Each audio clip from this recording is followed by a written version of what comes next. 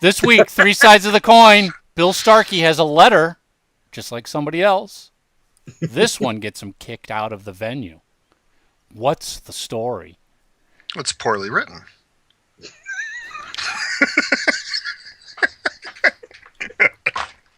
I don't know. What the hell is that about? This is Three Sides of the Coin, talking all things Kiss. I want to rock and roll all night. You're listening to Three Sides of the Coin. So you love the show. Go to itunes.threesidesofthecoin.com and leave your review and rating of Three Sides of the Coin. Thanks. Everybody, welcome back to another episode of Three Sides of the Coin. I'm one of your co-hosts, Michael Brandvold. As always, I'm joined by Tommy Summers and Mark Cicchini. Woohoo! By the way, how'd you guys enjoy your week vacation away from Three Sides of the Coin? It was fantastic. Oh, I got a great suntan, let me tell you. Yeah, you look like it. I am. I hope too many of our listeners didn't freak out that they didn't have a new show for 1 week. No one seemed to care. They never care. No. They never care. So, no housekeeping, but I do think it's worth mentioning. If you haven't checked it out yet, Rick Stewart gave us an apology recording. After his show, he got a phone call from Paul Stanley. Yeah, and this is no BS. This actually happened. It's real. Yeah, this isn't us doing PR, pulling the wool over people's eyes. Yeah, are you guys all that freaking paranoid? Doing damage control. What damage control for what? What damage are we in right now? None. Mm-mm. Other people might have some damage to deal with, but not us.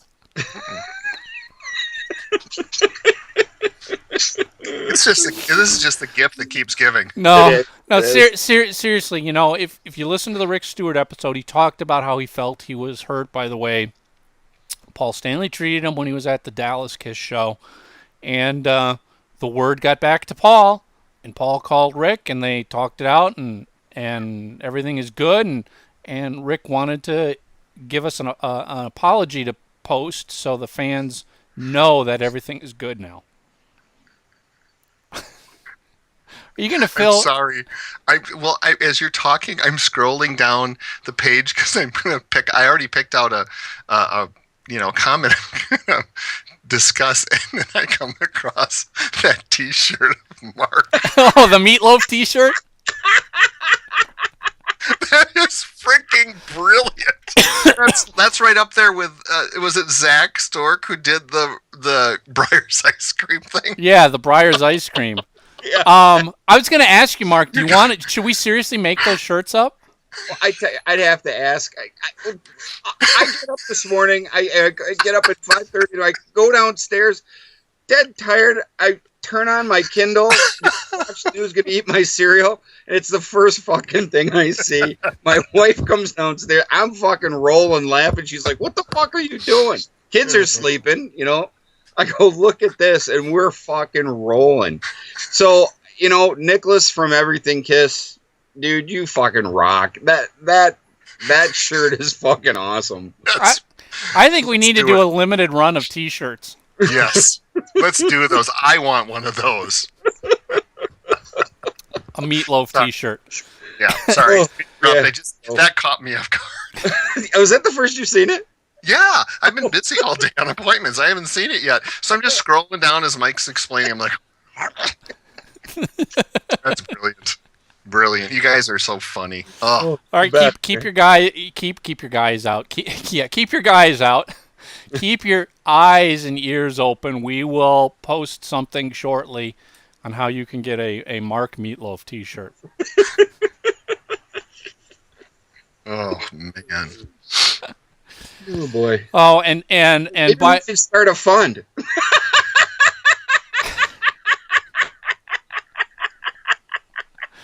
We are so going to hell. This fiasco that we created. It's too funny. Waiting for my apology because apparently Tommy's wasn't good enough. Well, I can't speak for you guys. No, you can't. But I can speak for you. You can't speak for me. I don't know. Anyway, go check out the Rick Stewart apology. It's on YouTube. Really cool. Very, very, very humbling. It was a cool thing to do. And Yeah, support what a Rick's great guy. podcast. He's just Yeah, a so- super nice guy. Yep. Support Rick and his podcast. He's had Richie Rano on. He's got Dennis Dunaway from the original Alice Cooper band.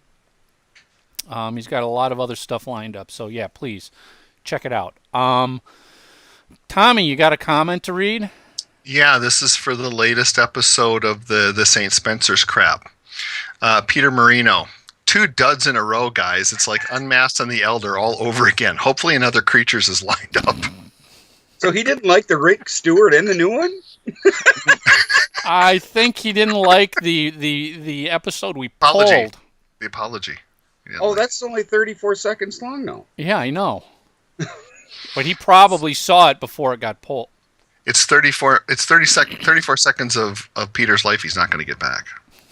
Is he going to bill us? I don't know. Although, Yeah. in retrospect, though, he did say he thought it was okay, because I did respond to that. Well, No, I think I just love that, 'cause I think it's funny. a couple people had problems with the newest episode, but it was mainly because you didn't show collectibles they wanted to see. Right. Where do I start? Well, that's the whole point. How do you show everything in one show? Well, and we know people are interested in this stuff, so what we're just going to have to do is we're going to have to do it maybe on like a quarterly basis, and just because like I want to see the posters. That would be I want to see the magazines. yeah, whatever. Magazines would be, dude. I don't know if this is going to capture all this, but can you guys see back here? Here's something really fucking cool. This is like super duper rare, and it's from 1995. It's an official calendar from 1995. But it was only from Japan. A retail for consumers? It was from the record company, Nippon Phonogram. So it might have been a promotional item. Correct. It's super, and I tell you what, gotta give love to Russ. If I remember, Russell got this for me. And the photos are freaking incredible. 'Cause I tell you what, Japanese people, just the whole culture, they just get it. They right. go the extra mile for sure. But the cool part is it's photos from throughout. All there is. Yeah. So, anyways, this is. I had to move this, but like I said, you know how long it would take me to go through. And I don't know. Honest to God, out of all my collector friends, I don't know another person who has one. This is not a very. I actually took that out to take some pictures. I tell you what, this is going to segue us right up into Spencer stuff then, wouldn't it? Well, no. We got a special guest we got to get to first. Oh yeah, that's right. Jesus, Mark's ego. We give him one show all to himself, and now he Christ just almighty. Created a monster. created a monster here. We did. Let's go back to just you and me, Tommy. Yeah. See you later, guys. Oh, What do you bring? What do you bring? Go enjoy your bratwursts. That didn't come up yet. Is this foreshadowing? What is Mark is going to Bratwurst eat for dinner. bratwursts. Oh. I bet I'm right. Ladies and gentlemen, Mr. Bill Starkey. Bill Starkey joins us. Yes, we have probably about a 2-hour conversation with Bill.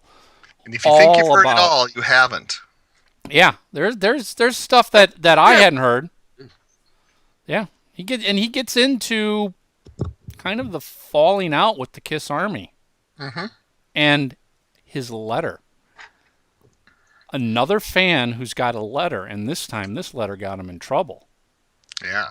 So be careful. If you've got a letter, don't go flashing it around backstage all the time. You don't know what might happen. You'll get booted. It's true. Anyway, keep it rolling. Bill Starkey. If you think you've heard all the stories about the Kiss Army, trust me, you haven't, because we heard stuff that we hadn't heard before.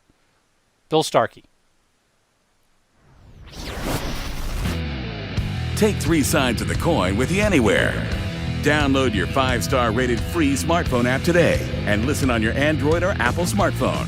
Visit android.3sidesofthecoin.com or ios.3sidesofthecoin.com. So I want to welcome Bill Starkey to the show, and I don't know, Bill, is there any introduction that's needed for you? I mean, quite seriously, if somebody calls themselves a Kiss fan and doesn't know who Bill Starkey is, are they a Kiss fan?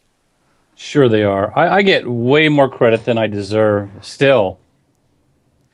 Yeah, but your place in history should be pretty known to everybody who's. Let's put it this way: if you're a freaky enough Kiss fan that you're listening to this crazy show 2 hours every week, you probably should have done your due diligence as to the history of the band, and you would know Bill Starkey's name and where it lands, right? Most likely. Come on, I mean, you got to stroke your own ego here. I mean, Gene's not going to stroke it for you. Oh, he does. I think there's been times I've been with the band that Gene has stopped an interview to introduce me, and I'm not prepared, and it's very flattering. It's very flattering. Well, I've known who you are since I was a kid, so it's like your place is cemented, my friend, whether you admit it or not. You're a huge part of this whole thing. All right, so before we go any further, so for the one newbie who's listening, Bill Starkey started the Kiss Army. With the help of some friends. With the help of some friends, but you were the general. You were the brains behind it. You're the driving force that started the Kiss Army, formed the Kiss Army. I mean, you were the reason that the 3 knuckleheads are sitting here talking to you. Well, no, I wouldn't go that far. No, I mean there would have been Kiss fans regardless of the Kiss Army. I mean. Yeah, but there may not have been a Kiss Army. I mean, let. Well, there might be a Kiss. Could have been a Kiss Navy. Who knows? I mean, right? Yeah, but it took the fans to take hold and make something out of this. I mean, I suppose that would be a good question for the right person. Was the band back then thinking about starting their own fan club prior to the Kiss Army? I was told they were. I was told from Coin management that they were considering it, but they had not come up with a name. They didn't know what to call it. But they were talking about it before they even heard what we were doing in Terre Haute. Gene's Gigolos. Now I've seen Gene's scrapbook, so I mean that's one feather in my cap. Scrapbook or the Polaroid book? The Polaroid book. That's where you start. At that time, it wasn't in a book; it was in a suitcase,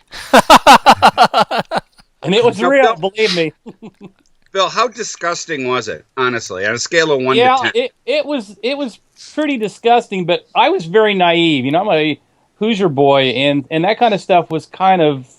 I knew things were going on. Damn, this is just beaver hunt. Free. Well, that's why because I saw it too, and I don't know what volume it was. It's probably volume 75 or something in '87, and it's disgusting. Well, I mean, Gene liked to tease me, and they probably would still tease me today. It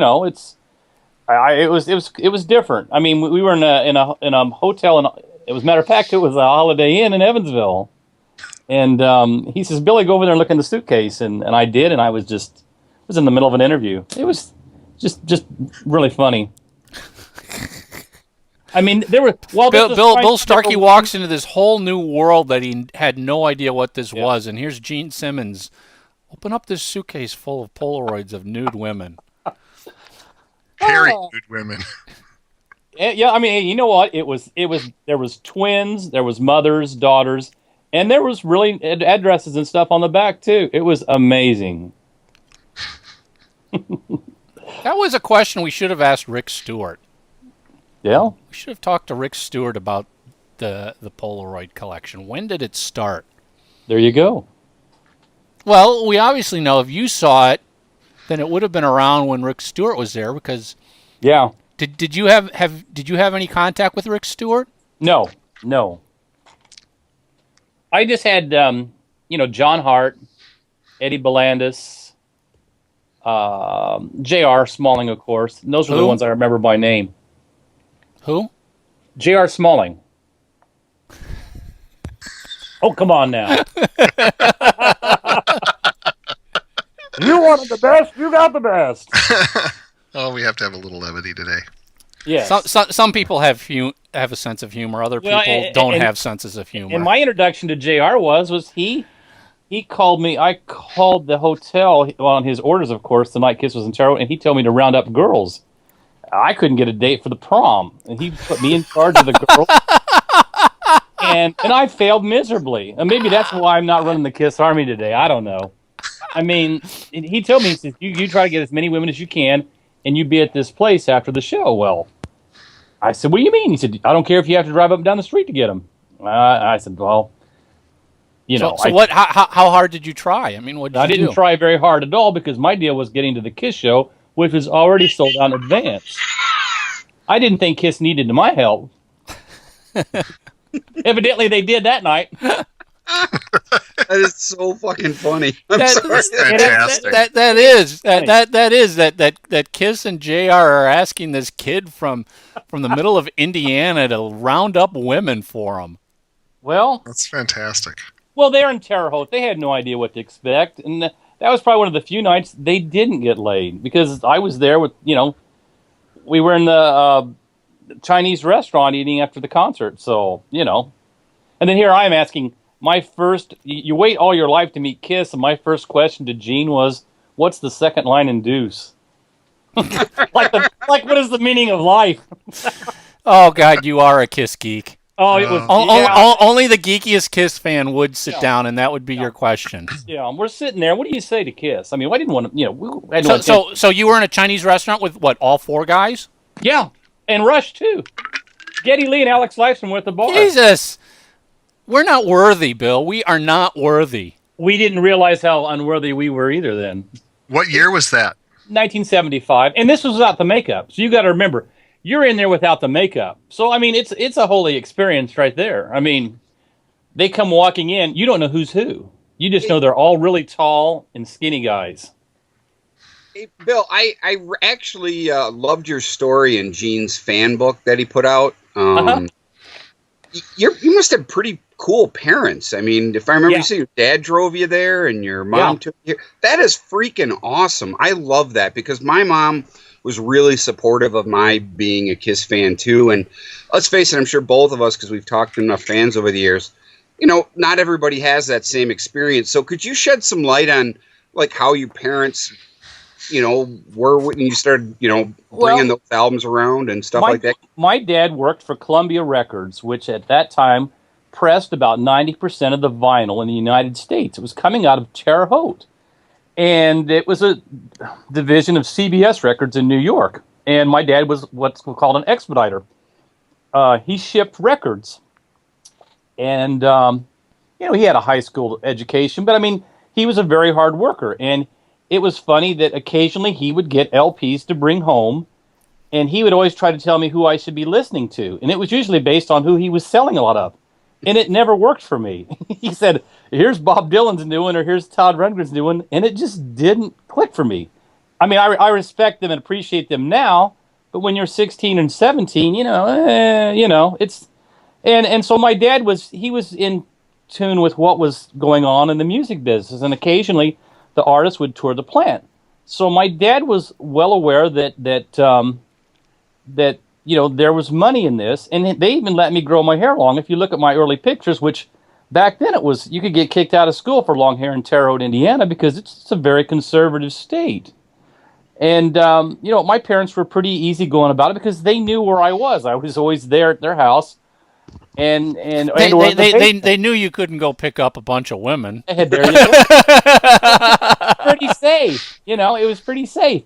And my dad wanted to take me to my first rock concert, and his account was Warner Brothers. Well, Warner Brothers shipped Casablanca. And my first rock concert was supposed to be Deep Purple at Market Square Arena. And the tickets, he didn't get the tickets in time. So my dad knew I liked Kiss because I saw them on Don Kirshner, and he got me the first album. And he talked to the Casablanca people often because he shipped their records, and he would always tease me coming home from a day at work, and he'd say, your band isn't making it or whatever, because, he would talk to the people at Casablanca, and Warner shipped their stuff, and he'd say, well, they're touring though. He'd say, but I'm not selling them. I'm not pushing any of their product. Do you still want to go see them? And I said, yeah, I want to go see anybody, So he, fortunately, Casablanca was able to get him tickets to Kiss in Evansville, and it was on a Sunday night, and they opened up. I was going to say, fortunately, I mean, let's be real. I mean, that's Kiss 1975 Evansville. Oh, 74. 74 in Evansville. There probably was not a lot of demand for comp Kiss tickets. Nope. Yes, but we had a hard time getting in because when my dad got there to the will call window, there were no tickets there. So my crazy father, he thinks, well, surely we can find he doesn't have the contacts for the Casablanca people. So we drive around the stores in Evansville, and I remember going to a Kmart, and he's looking for Kiss albums so that he can look at the contact numbers on the back and contact the Casablanca people to find out where the tickets are. And at that time, there were no Kiss albums anywhere. I mean, he should have realized that. So we go back to the will call window a second time, and the lady feels sorry for us and lets us in. Well, at that time, we had got in there. There was another band that was opening up, and they were in the middle of their set. Kiss would play second, and then ZZ Top would be what at that time was the headliner. And after Kiss performed, I mean, it was like a zoo. I mean, back then it was festival seating. It was louder than you could ever imagine. There were wooden bleachers. People were stomping like, I don't know what. Kiss could have just said, go out and set the buildings on fire outside, and people would have turned around and done it. I mean, it was that incredible. My dad, who was into Frank Sinatra and Mario Lanza and these opera-type singers, he didn't particularly care for heavy metal, but he loved Kiss's approach, and it was like this high school rah-rah, let's go out, and it's a team thing, kind of atmosphere thing. And then with the pyro and all that, and ZZ Top comes on afterwards, and they play 2 or 3 songs, and my dad looks at me and goes, have you seen enough? And I said, well, hell yes. So we're driving back home on a Sunday night, and I've got to be at school the next day. And I'm telling these people, the kids on the school bus, I said, I went to see this band, and they did this and did that, and the guy puked blood and breathed fire, and they were all over the place, and they never stood still 1 minute. And people that Kiss who, and it was. Then other people's response was, well, that's your first rock concert. That's the way all rock concerts are. You were just, overly impressed by, your first rock concert. And I just let it go at that. And then 3 weeks later, my dad, we always used to get the Indianapolis paper. And my dad was joking with my mom, and he said, Jane, he goes, this Kiss band is playing in the convention center at Christmas Jam on December 28th. You want to take the kids? And it was more almost like a dare between my mom and my dad. You want to take the kids? Well, I mean, it was me and my brother. I mean, I'm 17 and my brother's 14. Dear, do we take the kids to the Christmas story, or do we go to the Kiss concert? And here's what my dad did. He took my sister to a car show. She was like, I don't know, 4 or 5, and that was his way of babysitting. And here's my mom. We sit through this almost 5 to 6 hour marathon concert show, which started at 5 o'clock, and Kiss didn't come on till, REO Speedwagon was the headliner, and REO played, and then everybody left. And then we knew that Kiss was going to come on. And I kept telling my mom, no, we got to stay. We can't. So, and just to be clear, back then, when you say REO is the headliner, even though Kiss came on after REO, they were not the headlining act. No, a lot of times back then in the early days, the headlining act came on before the lesser known bands did. Yeah, well, and on the headliner, if you read the newspaper, it was like there was Quicksilver Messenger Service, a band called Hydra, and a bunch of other obscure bands, and then like right at the main time, REO would come on, and they were like the Indiana favorites because they had Riding the Storm out, and that was big. And good God, this was close to midnight, and my mom had been sitting there since 5 o'clock in the afternoon. And I told her, I says, we got to stay for Kiss. I said, this is what we came for. And most of the people at the convention center cleared out, except for the few of us that stayed. And Kiss came out, and they did exactly what you'd expect me to do. And I mean, it was just amazing. And they still had the same limitations the opening act had. You only had so much of the stage to work with. You only had so much of the lights. And, back then, colored lights were a big deal. So Kiss was kind of restricted to, like, the bright white lights. But to me, that worked in their favor because they looked even more bizarre because they didn't need colored lights. I mean, if you just had the basic white light on them, that was enough. I mean, let's face it. No, I'm sorry, Bill. I didn't mean to cut you off. I just had a follow-up question.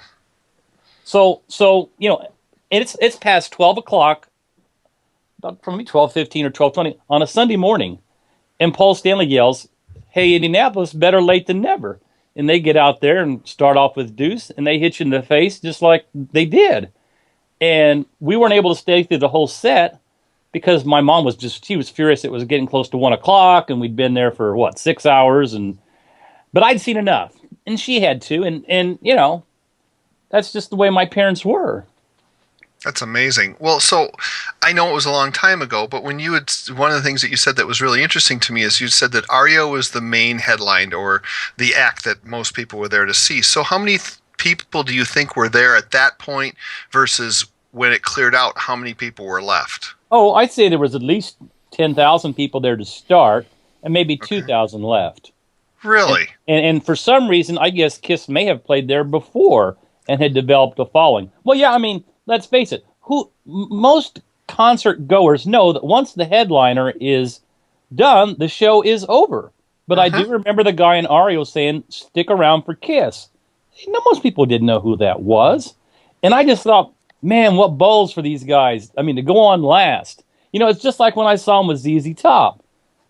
They go on first, and then ZZ Top comes out there, and I'm like, ZZ Top's a fine band, but not a great live band. So Kiss was doing this kind of stuff, and that kind of confidence and arrogance just amazed me.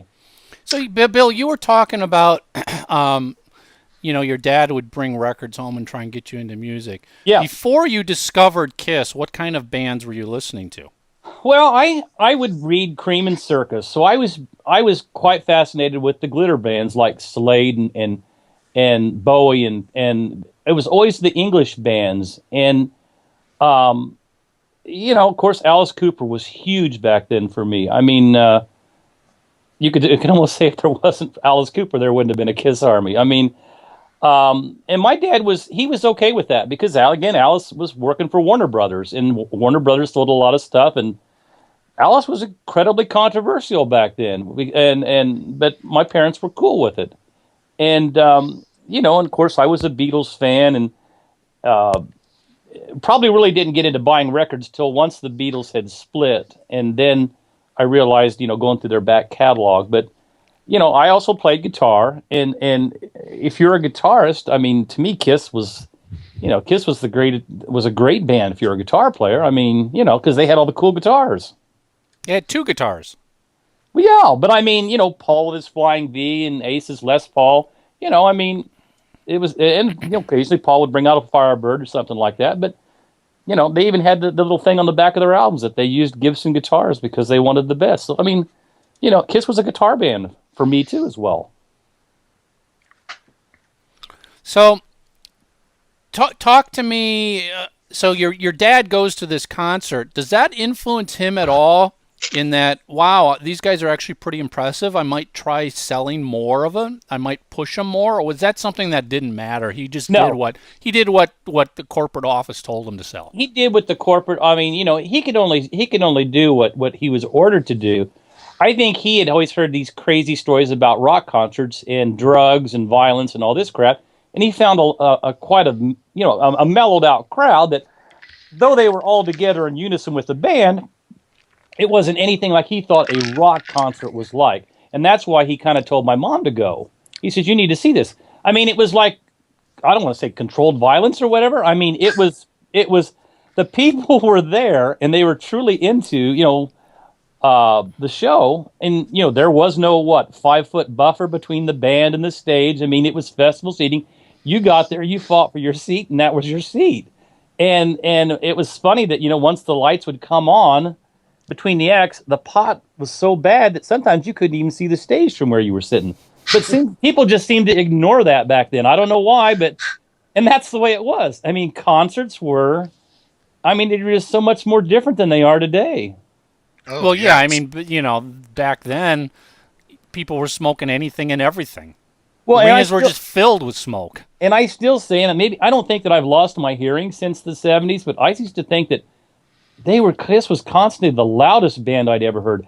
And that would just shock you as well, because not just the appearance, but once they came in there and started playing, and the first chord they hit, it was like, my God, they've got you back on your feet here. And it was just I don't know, it was kind of a hard. It was so cool to experience, because let's face it, we couldn't see the shows on YouTube or DVD or whatever. You had to be there. Yep. And then you had to come back and tell your friends what you saw, and then they had to go with you. Well, so walk us through that now. So you've been to a couple Kiss concerts, and they're still kind of, a lesser known, unknown band at the time. But are your friends in school now starting to get curious about what this is about? I mean, where do you feel like the first seeds were planted in that you and your friends started to bond around Kiss? Jay Evans was my your lieutenant. Yeah, I mean, he was the guy that we were, I guess, brothers in geekdom. I mean, we liked our Black Sabbath and all that stuff and our heavy metal. And Jay had also got the first Kiss album, and then we'd both got Hotter Than Hell. And I told him I'd been to 2 shows, and they were really great. And I said, the albums just don't do these guys justice, Jay. I said, you just can't imagine what these shows are like. And Jay was the one, I think, that decided, well, maybe we should see if we can't, because Jay called request lines a lot. I didn't bother calling request lines because I liked the radio the way it was. And Jay says, well, let's give the radio stations a call and see, if we can get some Kiss on the radio. And of course, we tried it for several months, and we were constantly refused. And eventually, the couple of the disc jockeys warmed up to us and realized we were decent guys, because we would call up and request other stuff besides Kiss. And they flat out told us that the program director didn't like Kiss and considered them pardon my expression, another New York fag band. And they had the albums at one time in the studio, and they tossed them. Because back then, radio stations would get albums because that's how they were coerced to playing certain stuff and all that. And the Kiss albums supposedly at WVTS were tossed. And I think it's only fair to also stop, because we have so many younger listeners as well. It's interesting to listen to you talk like this, because it brings back memories of my childhood as well, that back in the 70s, it was just radio. And then there was many places where it's 2 or 3 radio stations, or one radio station that was rock if you were lucky. And you didn't have access because of YouTube or MTV or any of that. So you had to lots of times call these radio stations to get them to play something that you wanted to hear. Yeah, and it was weird. It was those days when I think disc jockeys loved, Frampton Comes Alive or Freebird, because then they could put an LP on for 8 minutes and go out back and smoke something and come back and hope to God that the record doesn't skip. That's exactly true, because that's songs like "Working Man" by Rush, "Inagata Davida." Seriously, that's with the 17-minute drum solo. That I mean. I did college radio, but yeah, you would know the songs to go to when you had to go take a piss. Yep. Because the bathroom is down the hall and to the far end. And it's like, all right, you got to put on the long-ass song to run all the way down there. And you knew which ones it was. You'd go to Rush or Iron Butterfly or whatever. And I remember one disc jockey, and I hung out with him when it was a different radio station in Terre Haute. And he would bring a transistor radio out back so that he could listen to the station, so to make sure that the record didn't skip. But it was brilliant. But you're warming up to these guys. You're trying to get these disc jockeys on your side, and then finally, we notice in the paper that Kiss is playing as a headliner at the convention center, and this is in April. And I convinced Jay, and I said, let's round some guys up, take them to this show. I mean, it's $5 to get in. And we'll go see Kiss. And, Jay at that time, I think, had even made bootleg 8-track tapes for people and trying to coerce people to like the band. But, at the time, he was, I'm sure, a little, wary of what we were going to see, because, I wasn't an expert on rock concerts. But you were you were still the only guy in your group. I was still the only guy had seen them. Yeah, and so I took these 3 carloads of my high school buddies, and this was our senior year of high school, and it was spring, so there was all kinds of crazy ass ideas going through our heads. And I'm not saying it was Detroit Rock City, but it was similar. I mean, we had scrapped our money. We were going to go drive from Terre Haute to see Kiss in Indianapolis as a headliner because I was, excited that, finally Dress to Kill had just been out and it wasn't out very long. And so we went there, and of course, Jay's always the adventuresome one. And Jay says, the hell with the seats. We're going to the floor this time. And I'm like, well, I've never been on the floor for a show, let alone this show.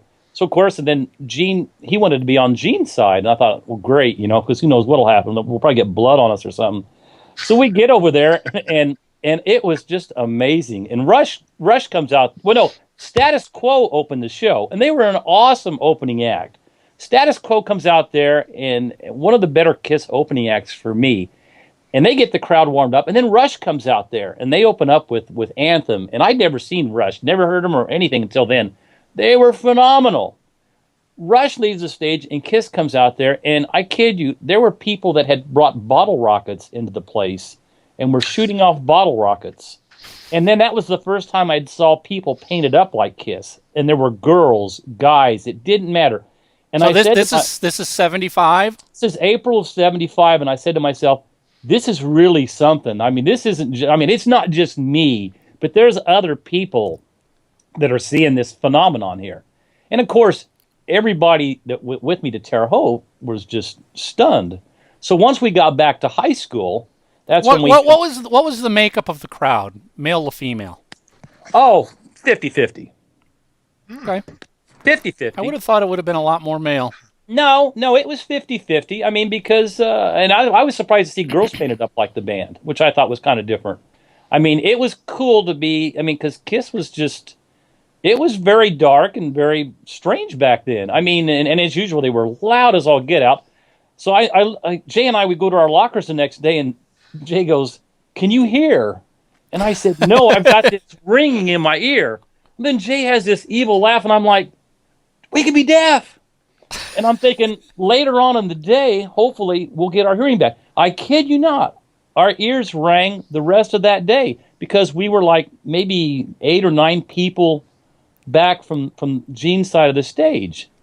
But concerts back then were loud as hell. And you know what else was? One of the things I do remember that was really kind of funny is during the finale at Black Diamond when Peter's drum kit would rise. Remember he used to have that fringe on the bottom? Yeah. Well, the fringe got caught on something. So as his drum riser would go up, the fringe was caught, and it was ripping it off. And I could see Gene and Paul's faces as they were facing the drum kit, and they were just doing everything they could to stop from laughing. And Peter, too. Because it was, it was a fuck-up. But it was part of the show. So, we go back to Terre Haute, and there the seed was planted. I mean, Jay had a friend do his own T-shirts because we saw the Kiss shirts that the roadies wore, but there was no Kiss tour books. There were no Kiss T-shirts. Nothing like that was available. So the guy went into our print shop. Absolutely nothing to buy at the show. No, of course not. Of course not. Did any of the other bands have anything for sale, or no? No. As a matter of fact, nobody did. Now that I think about it. That's crazy to think of that now compared to how it is. And is this the time where I remember when I first interviewed you back for Kiss Otaku, you dug up and showed me a picture of you and your buddies in the boys' restroom of your school, wearing Kiss T-shirts that were handmade. Is this that time frame? Yep. So basically, the Kiss Army's first meeting was in a bathroom. In our high school, right? we decided that we picked a day where we would all wear our shirts to school, and then that's when, of course, the ridicule came. Kiss my ass, or if Kiss is so great, why aren't they on the radio? So we bonded that way, and I mean, to this day, Kiss fans still have a chip on their shoulder, I think. Well, I think you do if you grew up in that era. I think it's different if you became a fan during the 80s or onward, because I totally agree. During the 80s and onward, I mean, let's be real. I mean, like it or not, like the music or not from the 80s onward, Kiss was all over MTV. They were all over radio and MTV at that point in time. So your band was getting exposure. But prior to taking the makeup off, it was hell. Yeah. So you guys get together, you make up your own Kiss T-shirts, and I mean, you weren't really doing this to start any sort of fan club. You were just hanging out, going, God, we all like this band. These guys are all really good. Yeah, exactly. And others started in our group started calling the radio stations as well, asking for Kiss music. And eventually, the disc jockey program director gave in, and I was able to bring my albums to the station. And of course, I had to borrow my mom's car to do it. But what was funny was they weren't done screwing with us yet, because the first song I do remember them playing was Love Theme from Kiss. Ugh. And then they only played it as a lead-in to the news, because back then they had fillers, like let's say a song ended and they had 15 seconds. So they put on Love Theme from Kiss. And of course, that would just piss us off more. And we'd call and say, what the hell's going on? You said you guys were going to play Kiss and you played that. Well, then they'd laugh and hang up on us. Or, if I remember, Jay's other bitch is that they would play Strutter or something and they wouldn't say who it was. And then we'd call up and say, hey, you played this song, but you didn't say who it was. And, they'd continue to dick with us, So when does the and you can clarify this story as well. When does the infamous Kiss story happen of you guys go out and surround the radio station? Well, and tell us the real truth about what happened compared to the Gene Simmons story. We want the real version. I don't want to have a Brian Williams moment, where I say something and somebody said it didn't happen, because there's too many other people that were around there today that remember that. And I'll defend Gene in this respect. And the reason why the Surround the Radio Station got started was because when Kiss came to Terre Haute for that first appearance, they actually came to the radio station to play disc jockey. And you'll see that picture on my Facebook page where we're in the basement of the studio. Well, when the band pulled up in the limousine, the kids basically did surround the radio station. And they had to clear the kids away for the band to get in there, because WVTS had told people that for tonight's Kiss concert, it's sold out, and if you've got a ticket, great. But as a bonus, if you come down to the radio station, Kiss is going to come down and play disc jockey. Well, that drew about 30, 40, 50 people. And they were surrounding the station, though, to meet Kiss, not surrounding the station to demand Kiss be played on the air. No. And I think that's where Gene kind of got that, because he honestly did believe that, because I ran into him in the 90s, and the first thing he asked me was, Billy, can you get me a picture of the kids surrounding the radio station? Well, you want to tell Gene that you can't do something, you can't do it. And I just said, Gene, it doesn't exist. And he looked at me like, well, what do you mean it doesn't exist? And it doesn't exist. Gene, your whole life has been a lie. There's no picture. There's another 10 years of therapy. There's no pictures of kids surrounding the radio station.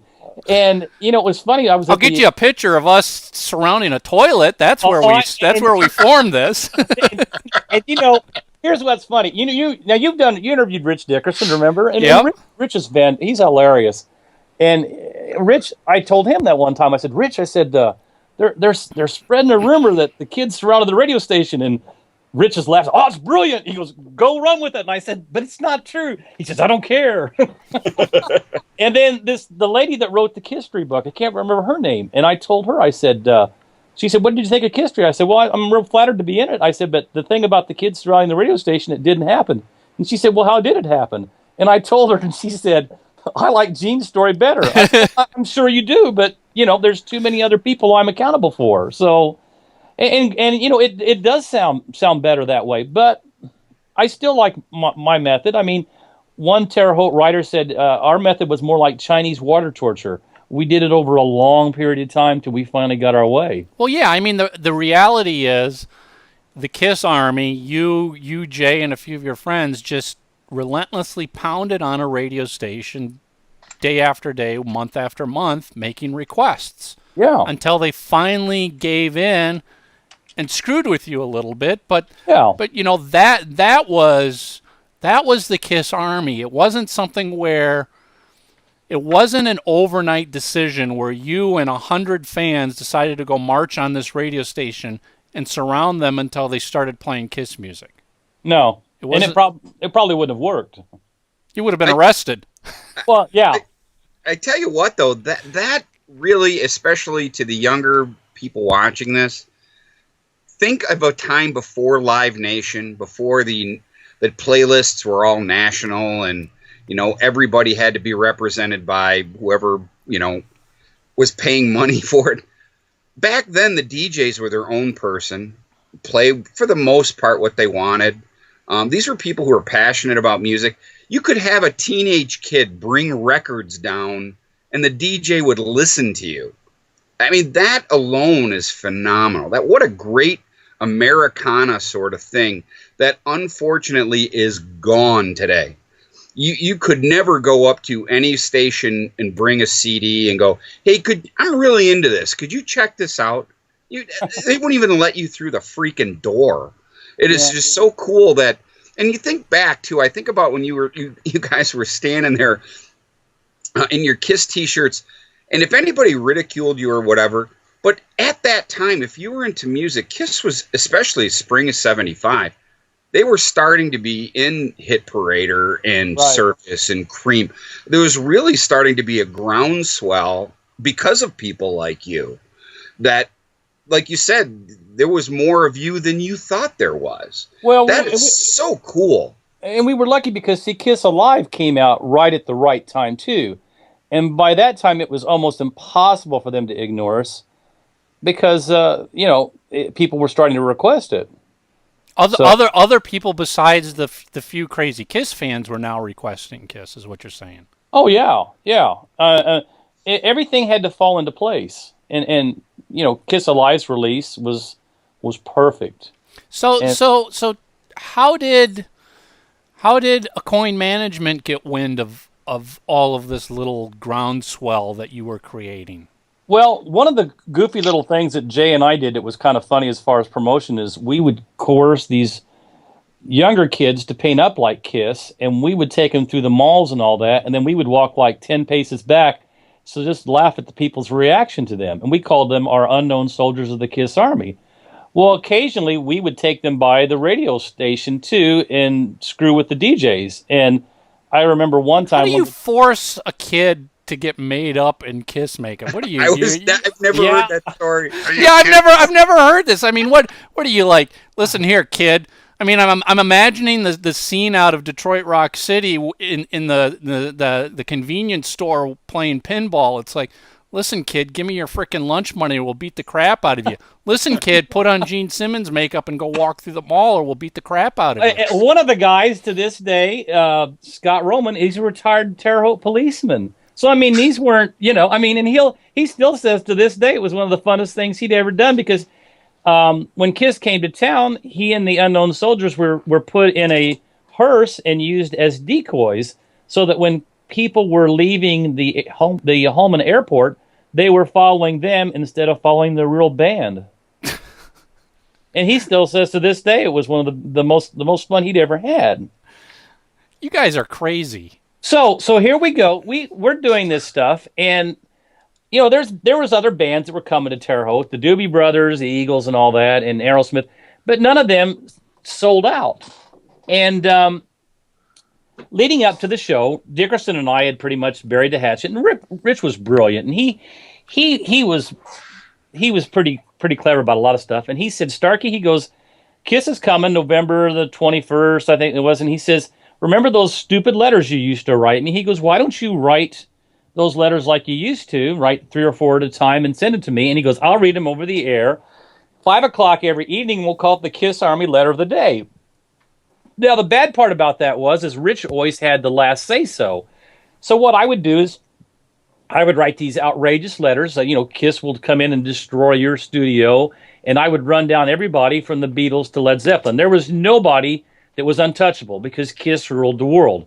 And that's the way these letters were written. Well, unfortunately, Rich would So your protests were all manufactured. Well, in cahoots with the radio station. He told me to write just like the letters I was writing before during the summer, to write the ones leading up to the concert. And that's what I did.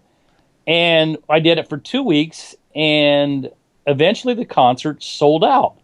And a coin management went to the people at NTAM Limited who were putting on the show, and they said, well, and they were on top of things, and they said, well, what are you doing differently in the Terre Haute promotion that you didn't do for other bands? And the only thing they could come up with was they said that this crazy kid was writing threatening letters to the radio station calling himself the Kiss Army.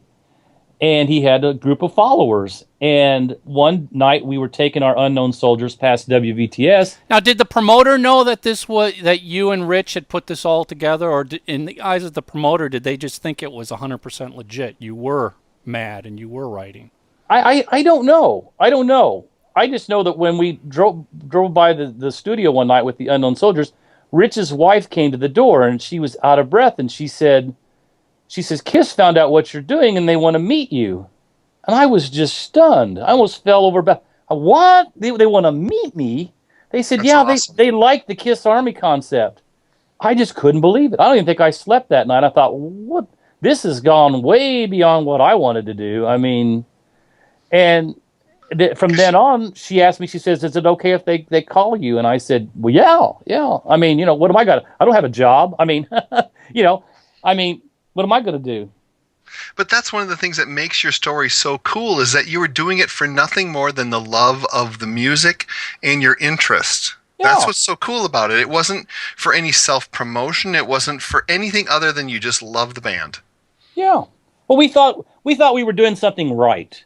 We thought Right. it was justice. We saw what we liked, and we thought they deserved easily as much as airplay as anybody else they were pushing. What was the first song you remember hearing on the radio in a somewhat regular rotation? Probably Strutter Okay. from the first album. And oddly enough, Rock and Roll All Night really didn't come into play until Kiss Alive. Right. Well, I've never really cared for the track or the version on Dress to Kill. Yeah. Compared to the live version. There's something that's just, well, and that we've had that discussion many times on the show about the difference between those first 3 studio records and what the songs sound like from a live. Yeah. To me, it adds a whole different dimension to the whole thing. So then, what happens next, or how do you? End up... they have your phone number. Now what happens? Well, so all of a sudden, on what's really weird, my birthday, November 10th, I get a phone call from Alan Miller. And he calls and he introduces himself, and he says, I work for KISS, and we heard about everything you're doing, and I want your address because I want to send you a promotional kit, and I want for you to call me collect every night leading up to the show, and I have some things that we want to try to get accomplished. And I said, sure.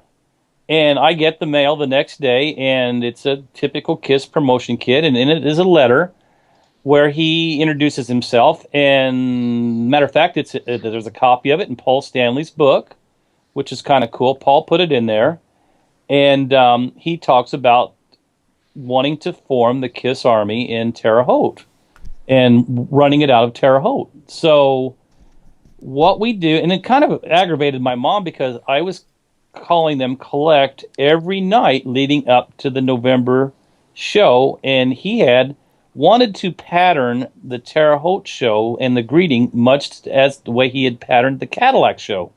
Well, at that time, the way media was, I had no idea what had happened in Cadillac other than the few things that he told me. You. Yeah, because it just didn't make the, if it made Rolling Stone, you wouldn't see it, 3 or 4 weeks down the road, and by then it was too late. So he was basically wanting to do stuff very similar, like, can we get the key to the city? Can you get a marching band here? How many people can you get to show up at the airport? How many people are willing to paint their faces? How much Stein's Clown White do you want delivered? I mean, it was, you thought big. And he also wanted us to come up with a flag. And that was Jay's project. So Jay and another guy got together, and they tried to make a KISS Army banner. And to this day, Jay has it in his possession, which he should have. And he got the band to sign it. And what was really cool is during one of the encores, they tag it to Peter's drum kit. and there's a picture. There's a Warring Abbott picture of it, and you see it hanging from the Peter's drum kit when they play one of the songs. Now, if I recall, that banner is not the typical Kiss Army logo that you are familiar with. Now, isn't it more of like this a skull with headphones or something? There was a skull and a crossbones on the upper left-hand corner, and Jay had just basically covered the first album and took the four individual pictures and separated them, and then kind of copied the very first Kiss promo picture, where Gene is kind of cowering over the top with his arms spread. So Jay kind of combined the first Kiss poster and the first Kiss album. No, I take that back. I think it was all just off the first Kiss poster. Because if you look at the first Kiss poster and look at our banner, that's what he patterned it after. But see, we didn't know what to do. I mean, Miller wanted a banner, and that's what we came up with. And of course, it's nothing like what we've got now. And I mean, did he realize that he was just talking to a couple kids from high school? Well, they had just finished Cadillac, and Cadillac was a roaring success, and they were on a roll. And I can understand that. And you saw how Cadillac turned out, and we tried to get something similar like that done. Well, that Cadillac thing made national headlines. I mean, that's what I mean. I love the fact that they were really going on the Americana sort of thing, the Heartland thing. I mean, think about it. You've got Cadillac, Michigan, and Terre Haute, Indiana, and really, grabbing the Heartland. And I always say to this day that the Kiss was a Midwest band. Mm-hmm. L.A. and New York didn't make Kiss. We did. Because if you look, they played Evansville, Indiana a lot more times than they played a lot of places. Now, who plays Evansville, Indiana? They did. Well, yeah, and it always seems like they've done well in the Midwest. Whether you're Minneapolis, they've always done extremely well where I am. Omaha, Nebraska, Des Moines, all that area. St. Louis, yeah, Kansas City. Yeah, you're right. And also too down south, like San Antonio and Dallas and stuff. They love them down there as well. But they're a Midwest, middle of the country band. So Bill, as you're talking to Alan and he's throwing all of these plans at you, are you at any point kind of stepping back going, this is a little overwhelming? We're just a couple high school kids who love this band and we wrote some letters, but wow, you want us to organize this and find that and do this? I mean, at some point do you go, this is way over our head? Well, Alan was a very, very persuasive person. He at one time told me that he worked for Alice Cooper and was it Shep Gordon? Yeah, and so he knew how to do this kind of stuff. And he used to tell me that any publicity was good publicity. So, I mean, he was very good at convincing you to do things, and he wouldn't take no for an answer. So, and let's face it, what was I doing? I didn't have a job. I mean, I'm still working out of my basement. I could borrow my mom's car when I need it, but it really didn't cost me any money. Now, unfortunately for Jay, he was attending college, so he had to really step back because it was his freshman year of college, as was most of the guys in our original Kiss Army scheme. So I was the only goofball that had all the free time to do anything because, I didn't have any plans. So it wasn't that overwhelming, So, I mean, what are you going to do? So how, this starts coming together. I mean, then walk through what starts happening as it gets closer and closer and the band's going to come to town. Well, I mean, we're still doing the Kiss Army Letter of the Day, and Rich is always getting his digs in and all that. And eventually they tell me that they want me to meet the band at the airport, and we're just going to pretty much play it by ear. Well, I was able to get a marching band to show up, just a very small, brief group of kids. Originally, they wanted free tickets, and I told them I didn't have that kind of clout, So if they could show up, fine. If not, we'll play it by ear. Well, I had no idea that they were able to get the United States Army to show up as well, and they had like a small Jeep caravan to greet Kiss at the airport, and the weather was horrible. It was like... It was winter. It was snow, right? It was early winter. It was still November, but really windy. I've seen those pictures. If you look at the pictures, they're there. I mean, it was freezing, and maybe 200 people showed up, and Kiss, God bless them, they got up there in the Jeeps and everything and posed and really knew how to play the crowd. And I met Miller for the first time face to face, and he was just grabbing me here and there, and you're going to do this and you're going to do that, and let's go. And you're just basically in doing what they want you to do. And I mean, it's very overwhelming. And At any point, did you stop and go, wait a second, are you going to hire me? Is this going to become a gig? I mean, I assume, or were you so overwhelmed by how cool it was?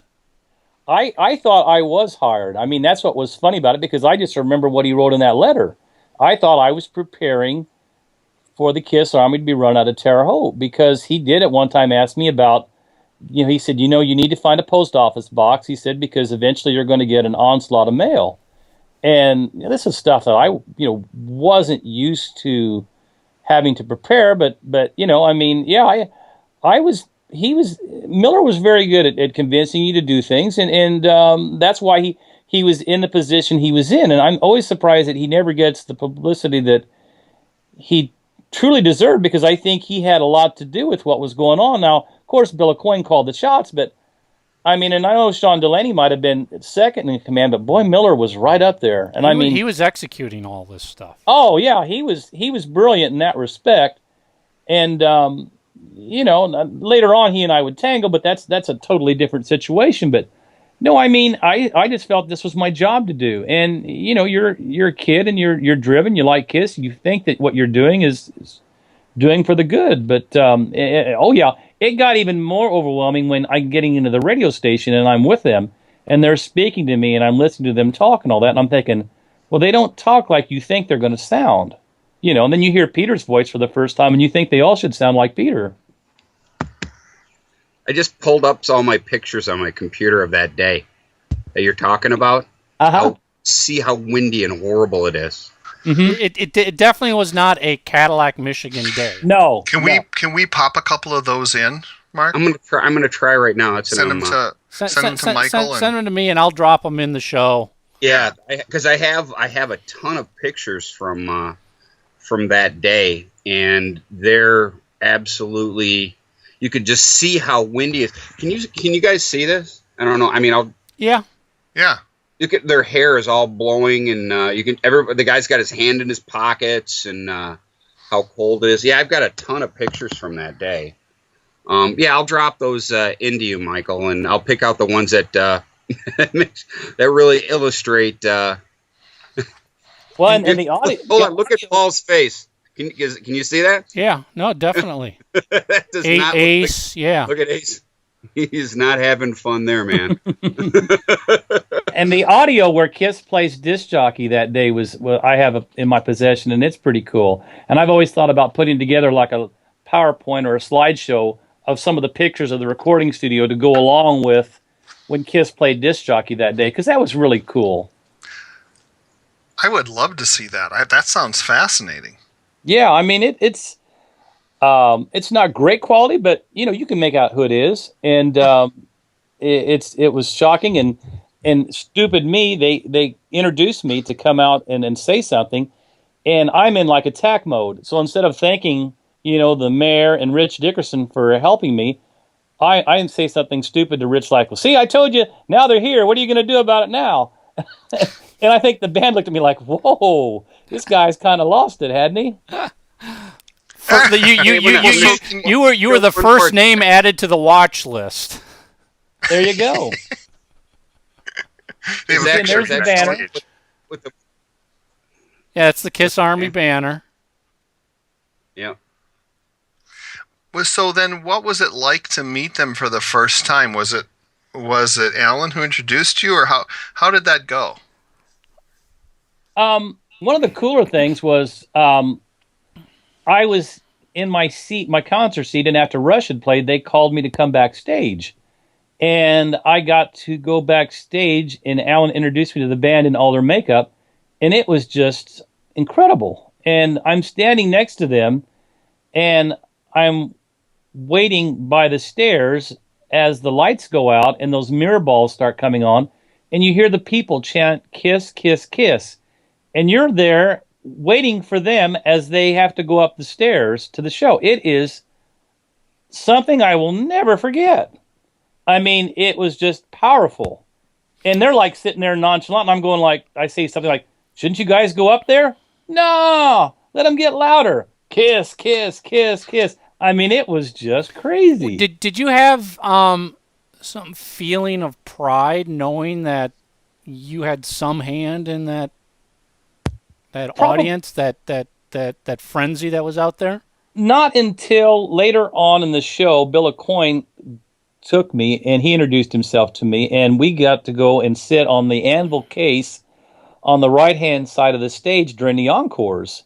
And I'm thinking, here I am sitting on these anvil cases with Bill Aucoin watching a Kiss show. Who in the hell gets to do that? And eventually I realized why I'm there, because Paul stops the show to give Rich Dickerson a plaque for the Kiss Army and then give me a plaque. And, of course, those pictures are all over the internet. So you had no idea that was going to happen? No, none whatsoever. And to this day, I'm still trying to find the Kiss plaque that they gave Terre Haute. So there's 3 plaques. There was one to you, one to Terre Haute, and one to Rich Dickerson. I take that. No, there's just 2. Dickerson accepted the one for Terre Haute. Okay, got it. And Bill, why we got you? There's this woman who's appeared in a ton of photos, and it just, who is this? Do you know who that is? She's a reporter that was with the band at the time. And I've seen, I don't know why you guys don't know. I saw an article on her not too long ago where she tells her story about how she was with the band back in the 70s. So I saw an article on her not too long ago. She's not as mysterious as you think, but I don't remember her by name. Because I have pictures of her and not here as well. Right. And I always heard the rumor that Peter was dating her. I mean, I know Peter was married at the time, but I always heard that Peter was, having some fun with her too. I don't know if that's true. I don't know, because remember back in those days, Lydia was there a lot. And I loved Lydia. She was just the most down-to-earth person. And I still tell her to this day that her and Peter were the ultimate rock and roll married couple as far as I was concerned, because, she would show up at a lot of the shows. And, it's hard to say. But, I mean, the women were everywhere. I'm telling you guys, it was incredible. I mean, I'm not saying you have to take Polaroid pictures of them, but how could you turn it down? Well, Bill, I mean, talk to me about the feeling you got as you were sitting on that anvil case, and all of a sudden Paul stops the show and introduces you and brings you out. I mean, what are you thinking? What are you feeling as that's happening, as you walk out in front of an audience that is filled with people that there's probably people your friends are out there? Yeah, there were people out in that audience that 9 months ago were telling me that Kiss wasn't any good. And there they are in the audience. It's sold out. Their band did not sell out the arena, unless they're, of course, an Elvis fan. And my band did. So, yeah, I mean, it was an incredible feeling of a sense of accomplishment in front of your own hometown crowd. Well, if you look at those pictures, you'll see. I mean, there was no 5-foot buffer zone between the band and the stage. They were right up there on the stage. They couldn't have put another person into Holman Center that night. This should be fun, Mike. I just went through. I must have 200 plus pictures from that couple of days. Enough to do a book? You could say that. Well, now, Waring Abbott has most of the rights to those pictures, and I've always wanted them to be released. Now, I've been told that Kiss has the rights. I've been told that he has the rights. But I wish they'd come out with a whole book of that stuff, because those are some cool pictures back then. I think so, too. You're in a ton of them. As a matter of fact, you're out there at one point at night where it's obviously snowing. Right. And you're with a bunch of Army guys. Another one in the studio, you're wearing a white construction helmet. They put that on my head. They dressed me. They put a thing on. They wanted me to wear like a military outfit. And they just looked like a reject from the Village People. Well, and you know what? Eventually there was the Village People, so I don't know. Wow. Yeah, it was a wow, because I mean, who could forget all that junk in one day? You know? Yeah. So I'm definitely going to get a bunch to Michael, and he can illustrate through this episode, because there's like I said, just a ton of stuff. And boy, that just looked so freaking cool, Bill. I can only imagine, living that as a Kiss fan. Oh my God. And it's so well documented too. That's got to make you happy as well. Yeah, I mean, I always tell people that it would make a great movie, because even if you're not a Kiss fan, even if you just love rock and roll, how many times does some geeky kid get picked out of his basement, in the middle of the Midwest to meet his band? Nobody in Aerosmith, Van Halen, none of those bands, they don't have anything like that. Of course, they don't have a name for their fan club either. But it's a cool story. Right. It's an incredible story. So then after this all happens, at this point, are you still in high school? No, I was at home. I graduated in May. This was in November, so most of us, like Jay and them guys, were there in their freshman year at Indiana State.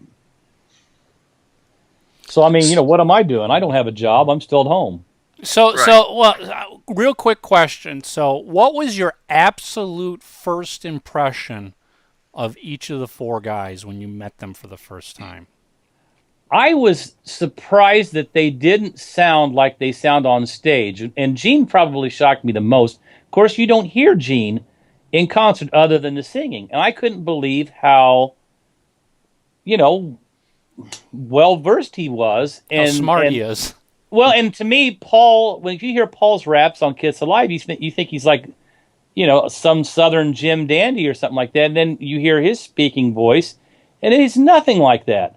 Now, Peter, we loved because he talked like he would kick your ass right there. I mean, every word was F this and F that. And I mean, he was bad dude.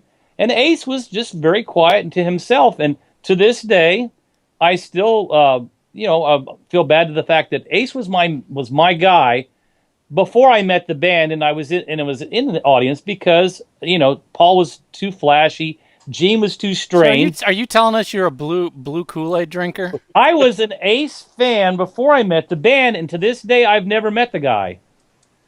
Never met him. Wow. He was never there. Well, now that you've been on our show, it'll never happen. Yeah, no kidding. It's guilt by association, my friend. Sorry. And he's here for the what's it called, the horror conventions or whatever. And Keith and Steve, they've joked. They said, Bill, you need to come to thing and meet Ace. And I'm thinking, well, I don't know, he might hit me or something. I don't know. I mean, he won't. But I mean, he'll hit us. I was a big fan of his back in those We'll give days. you a 3 sides of the coin T-shirt to wear when you meet him. I don't want to. I don't want to divide the Kiss Army or anything like that. That's my job.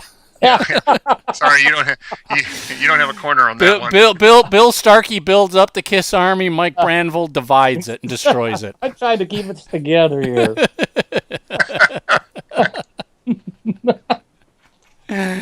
Oh, that's too funny. All right, so you get off stage. That show's over. Is that the night you go to the Chinese restaurant? Yes, and they said, here's where you're supposed to go, and JR gives me this slip of paper, and I grabbed my J and I grabbed the Unknown Soldiers, and I said, here's where we're supposed to go, and we get there before Kiss comes in. Well, Kiss. What's so funny is one of the disc jockeys who also was in charge of getting the women, he recruits the girls from St. Mary's of the Wood College, which is a private Catholic college for girls only. And there's like 15 to 20 of them, and they're over on like one side of this small Chinese restaurant, and they're huddled together like they don't want to be devoured or something. They're not going to have anything to do. They're there. But that was one of the disc jockeys who had to corral them since, I failed at what I was supposed to do. So when we're sitting there and the band comes in and Gene comes up and talks to me and just really cool. And Paul comes up and just very gracious. And you're so surprised because they're so flashy on stage, but there were nothing like that, after the show. Now, Ace and Peter, they went over and they played pool and they pretty much did their own thing. But Gene and Paul felt it was their, I guess, job to sit down at our table, eat pizza with us, and basically listen to our stupid questions. But it was really cool. And then eventually Bill Aucoin tells me that he wants to see me. So I go with Bill in a limousine, and we go over to the Sheraton, which was across the street where Kiss is staying. And so this was probably one of the strangest things that's happened during the evening. Is I go into Bill's room, and he basically starts quizzing me about my knowledge of the band and everything.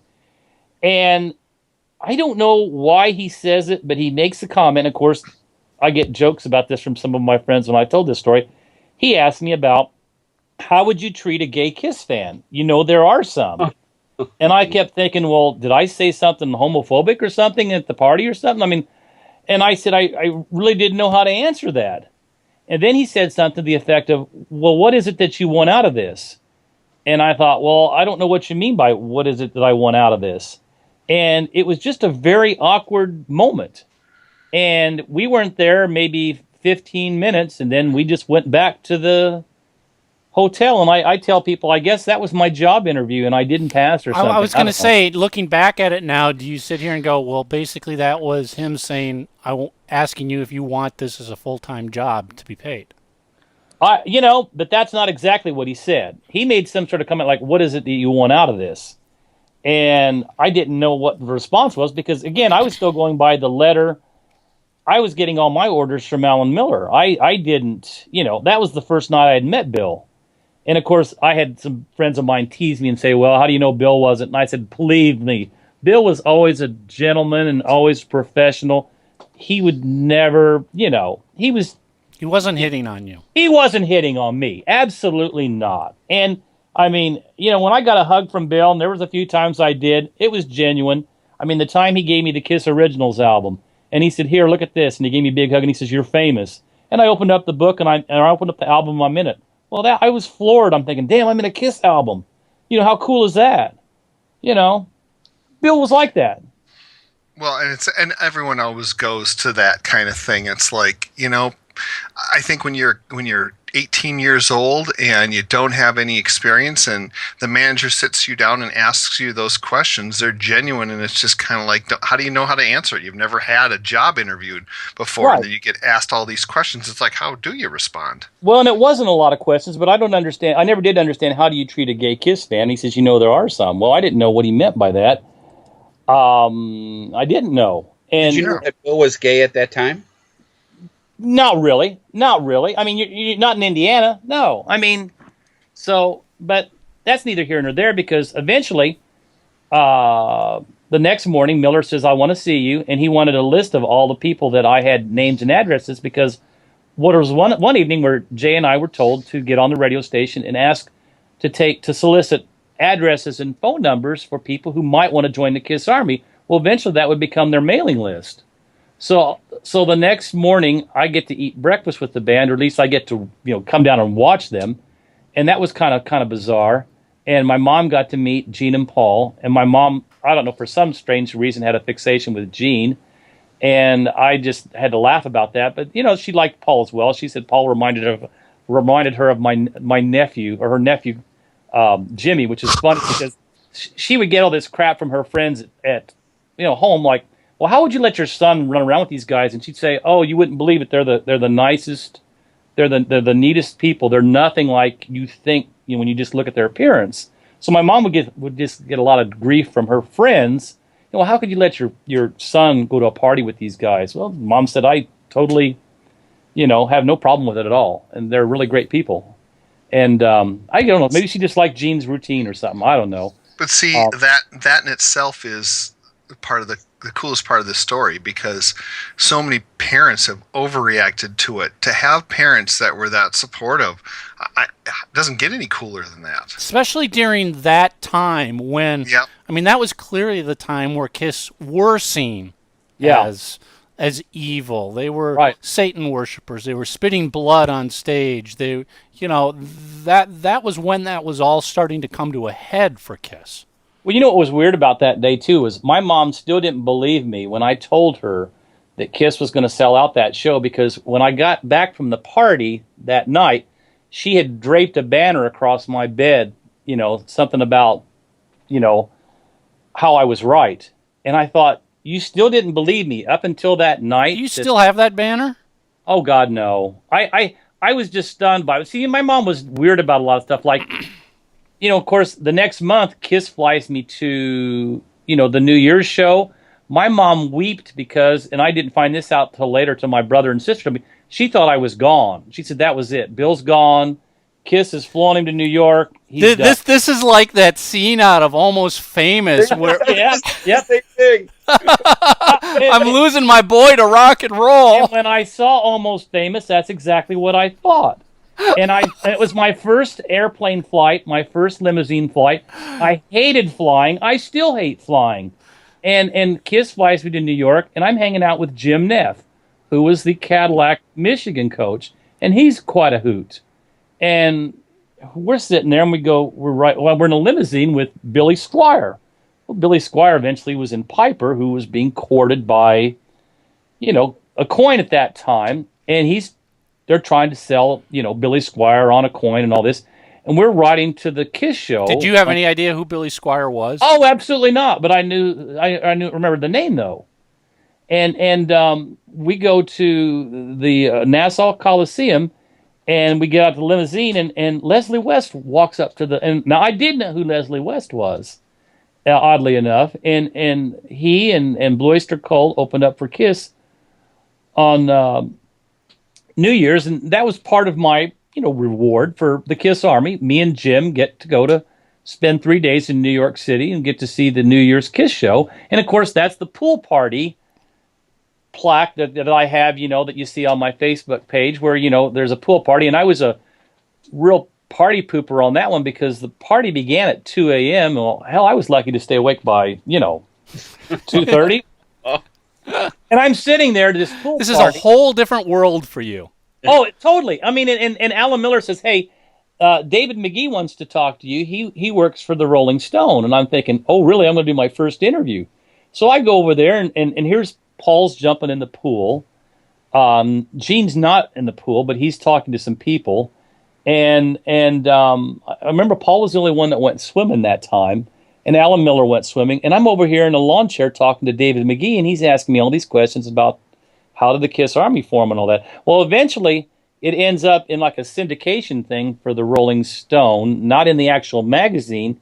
And some of my relatives find it in the Indianapolis newspaper, and they're fascinated because they had no idea what I was doing, and they read about me in the newspaper. See, all this stuff's going on, but you know what? That was my first time away from home, too, and I got homesick very easily. It would have been much more entertaining if I was able to take somebody with me to, share the experience. Did they supply you with any women? Oh God, no. No, God, no. And I was so naive that if I was being hit on, I wouldn't have realized it anyway. Right. I mean, I wouldn't have. I just would have thought it was another You just day. thought it was a nice young woman. Exactly. I had no idea. I mean, I was kind of afraid. The women that I used to see backstage at the Kiss shows with Gene, I was afraid of. I mean, because they were just, I mean, and Gene was incredible. He would have 2 or 3 at a time. I mean, it was how he did it and went on stage. I'll never know, but he did.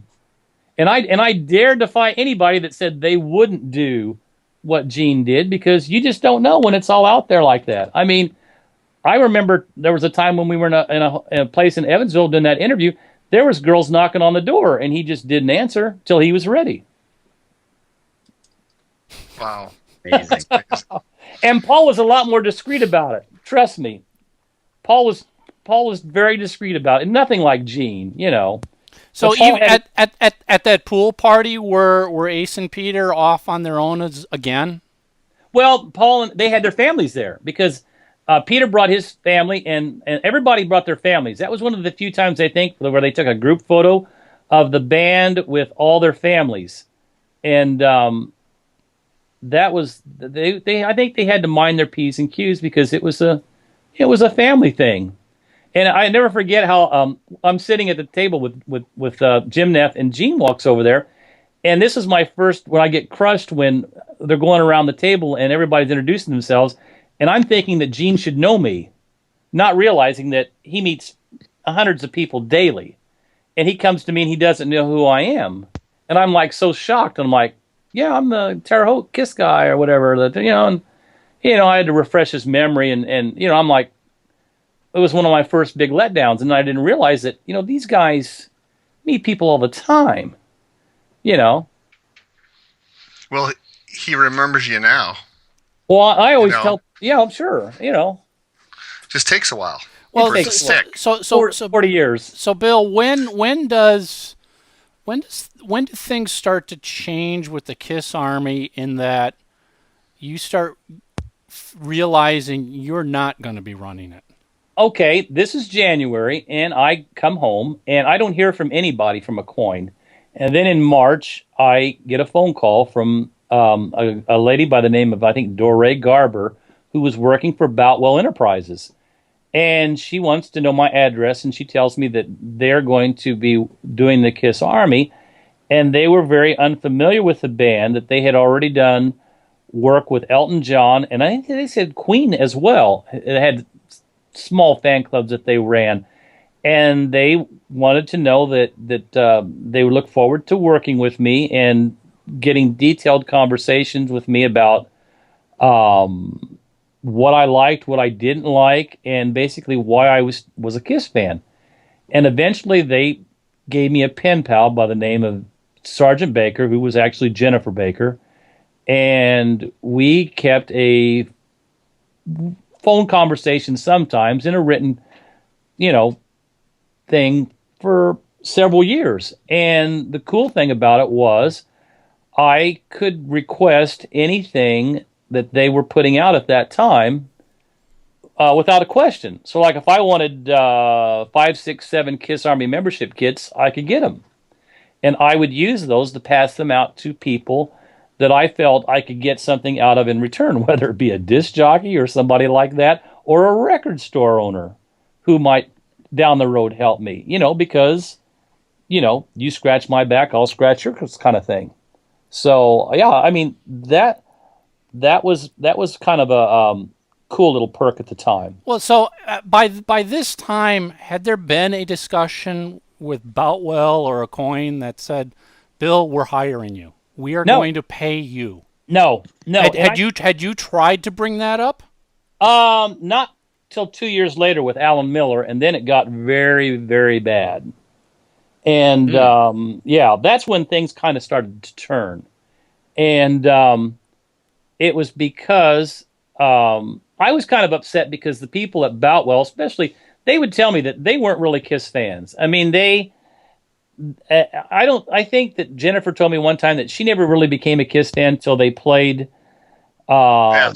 When they did was it the Magic Mountain show that they did out there in L.A. when they were filming for the Phantom? Yeah. And then she said she wrote back and she realized, I know now why you like them.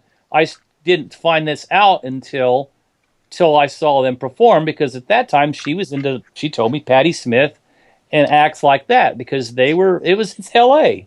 L.A. and New York, I've always said, were different about Kiss compared to us in the Midwest.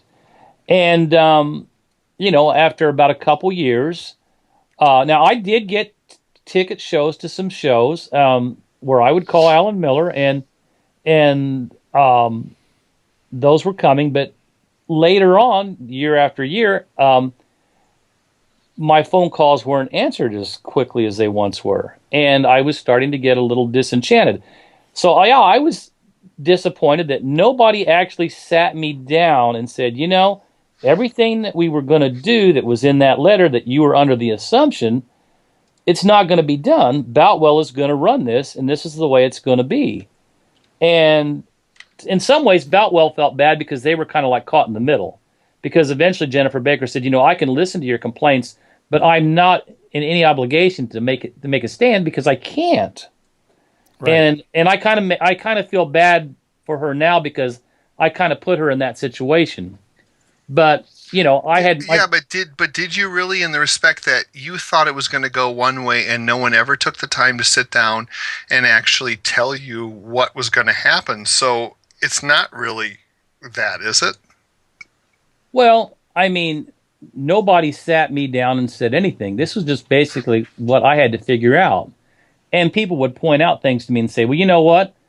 Back in November, they were calling you constantly, and tickets were easy to come by. Now it's like, Miller's not even answering your calls, or, tickets might not be there, or, and somewhat things were getting so hot for the band back then. I think even my relationship with the band was kind of getting somewhat distant, and I started to feel more like a nuisance than a fan, because they were getting so big by '77 that it was truly Kiss ruled the world. I remember talking to Gene, and Paul said something about having to do an interview with Playboy, and I'm thinking, Playboy? What the hell does that have to do with music? But that's when they were doing. It was just everywhere. They were truly ruled the world. So they had their things to do, and we just kind of drifted apart. But you remained a fan, though. I always remained a fan because it's a part of your life. There were some times it was really hard for me to accept. Like in the '80s when Peter and Ace had left, or when the makeup came off, and where my place of business, I would get teased as the guy that started the Kiss Army, but he let it get away from him or something. And you're almost embarrassed by that kind of stuff. See, and I think that's ridiculous that people can really, I don't know. Well, but they said you're a fool or whatever. You were stupid. You believed, you deserve you're an innocent kid. Oh yeah. It is. If any of those people that were giving you a hard time were in your position, the same thing would have probably happened to them. Oh yeah. Everyone thinks they're so savvy. At the end of the day, they're not. No. So is it fair to say that around '77 you kind of officially were no longer involved with the Kiss Army? Oh, definitely. '77 or '78. Boutwell and I just basically broke off communications. Kiss came out with their solo albums, and I kept thinking, this isn't a good thing because this could divide the band. And by that time, everybody was a Kiss fan. But, I saw it differently as the band that I, saw as an opening act back in, '74. But, things happen. So when is the next time you see Gene and Paul? Well, here's what's really funny. You guys did a interview with Kurt Gooch, and Kurt used to call me on his, I don't know if his parents had a Watts line or something, and we would talk endless hours in the '80s and early '90s. I didn't realize he was prepping me for his book, and either did Mark. Neither did Mark. And so he was telling me that he would always ask me about the band and all this, and I would tell him everything I could remember, and he was telling me about that they had Kiss expos or Kiss conventions, and then I said, well, really, what happens in them? And he says, well, you're in some of the things because there's a thing called Kiss Trivia, and they ask who started the Kiss Army. He said, I think you should go to one of those, and when they ask that question, raise your hand and say, I did, and see what happens. And then he told me how Tommy ran the thing. And one of the guys who worked in the factory with me, who was a big metalhead, he knew that I was a Kiss fan, and he said, hey, Starkey, have you heard Revenge? And I said, no, I haven't. And he says, well, it's a pretty cool album. It's Kiss's latest album. He goes, I really like it a lot. And I picked it up, and it kind of rekindled my interest. And then I think Gooch might have told me about Kisstory coming out, and I went ahead and ordered it, not knowing that I would even be in it. I just bought it blindly. It was $150 or something. And I was so stunned when I got it, and I opened it up, and I thought, wow, all of a sudden I'm kind of like back in the Kisstory thing here. And with that, and then Kurt told me about the Kiss Expos coming up, or the conventions. He said, you ought to go to one. And I go to the one here in Indy, and it's in July. And I had no idea who Tommy was, and I introduced myself, and he treats me like I'm just really special. And he says, and I show him my scrapbook, and I had my scrapbook of stuff. Well, he introduces me to Spiro, and he and Spiro are like oohing and on over my scrapbook stuff. And Tommy says, well, you need to come back and see the band at 6 o'clock. Do you mind doing that? And I said, well, absolutely not, And so I tell my brother, and he's kind of on the fence about all this. And I said, hey, if you're not doing anything, come with me tonight to the Kiss show. I said, I've been here all day. It's really cool. And I said, the band has been playing and stuff like that, and then they're going to come on at 6. And he said, all right, I'll go. And he brings his camera, and and we go, and Tommy leads us backstage, and that's the first thing Gene says to us is, Billy, can you get me a picture of the kids surrounding the radio station? And I'm just dumbfounded by that. I'm like, okay, or whatever. And, Paul and I shake hands, and he says, it's been a while. And that's about all that happens. And then, and this is typical Gene fashion, they do a Q&A, and Gene says, will you join us on stage? Well, I'm like, you want me up there? Gene gets out of his seat for me to sit in it. And Paul gets up there, and he gets ready to tell the Kiss Army story. Now, the uncomfortable thing here is Paul is getting ready to tell the Kiss Army story about the kids surrounding the radio station. The wrong story. Exactly, the one that I don't want to have to talk about. So Paul gets up there, and he's, and I've got all this on. I don't have most of that on tape, but I got the part when I start talking. I'm just floored that Gene gets out of his seat, and I'm sitting in his seat while I'm with Bruce and Eric and Paul in front of 300 diehard Kiss fans that have paid good money to see Kiss. And Paul tells part of the story, and then he points to me, and I'm supposed to fill in the other part. Well, it's kind of very awkward for me because I fill it in as best as I can, by telling what I told you guys.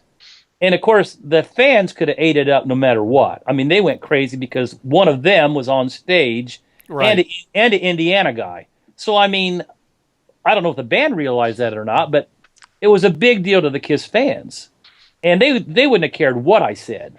So then after I'm done with the story, I look at Paul, and he shakes my hand, and I'm thinking, he probably thinks I'm out of my fucking mind right now because I'm not, playing the game or whatever. But I just felt I had to be true to, and of course it sounded better to surround the radio station, but, we got our ways in other ways. So I get off the stage, and me and my brother watch the show, and I still say to this day it was one of my favorite Kiss concerts because I had never imagined Kiss playing Kiss songs acoustically. And I didn't realize that would be leading up to the Unplugged show, but to this day it was one of my better Kiss shows. They were great. Oh, I love that little tour that they did. Oh, so then it how did it feel to you after being away for a number of years? Because one of the questions I wanted to ask you, knowing that you were coming on, is your feelings towards the different incarnations of the band. Okay, so here you are at the beginning. You're a big fan of the original four. Sounds like you drifted a bit in the 80s with the different things that they were doing, and now you're back in the fold in the mid 90s. How do you feel about what's going on right now? I'm perfectly happy with what's going on right now. I have no problem because to me it's never been about makeup or pyro or any of that. It's always been about the music and who was playing the music. So I've never been one to sit there and dwell on, that's the Alive costume and he's wearing that along with the Hotter Than Hell. I notice those things, but like I said, it's always been about the music with me. So, It's never been that big a deal. I've never identified it with, there's the demon, the Star Child, the cat and the spaceman. I've never looked at it that way. But it's been about the music because that's why we started the Kiss Army, was to get them on the radio. Everything else was icing on the cake, but it was about the music. But you love the songs. Love the songs. Then, when was the last time you've seen them live? Oh, Chicago 2 years ago, I believe. Do they still take care of you if you want to go to a show? No, they did for a while. And matter of fact, that was the Chicago thing. Was Tommy had gotten me tickets, and who knows what happened or what I said, but that's fine. I understand in this economy and all that with comp tickets and all that, but that was the last time I saw them was in Chicago. And I took Steve Stirwalt with me because, you always got to take a buddy with you. And Steve, Kiss Army Warehouse, we went, and he took his son, and we had a great time. And I can be as critical of the band as anybody, and I thought they kicked ass. I really enjoyed it.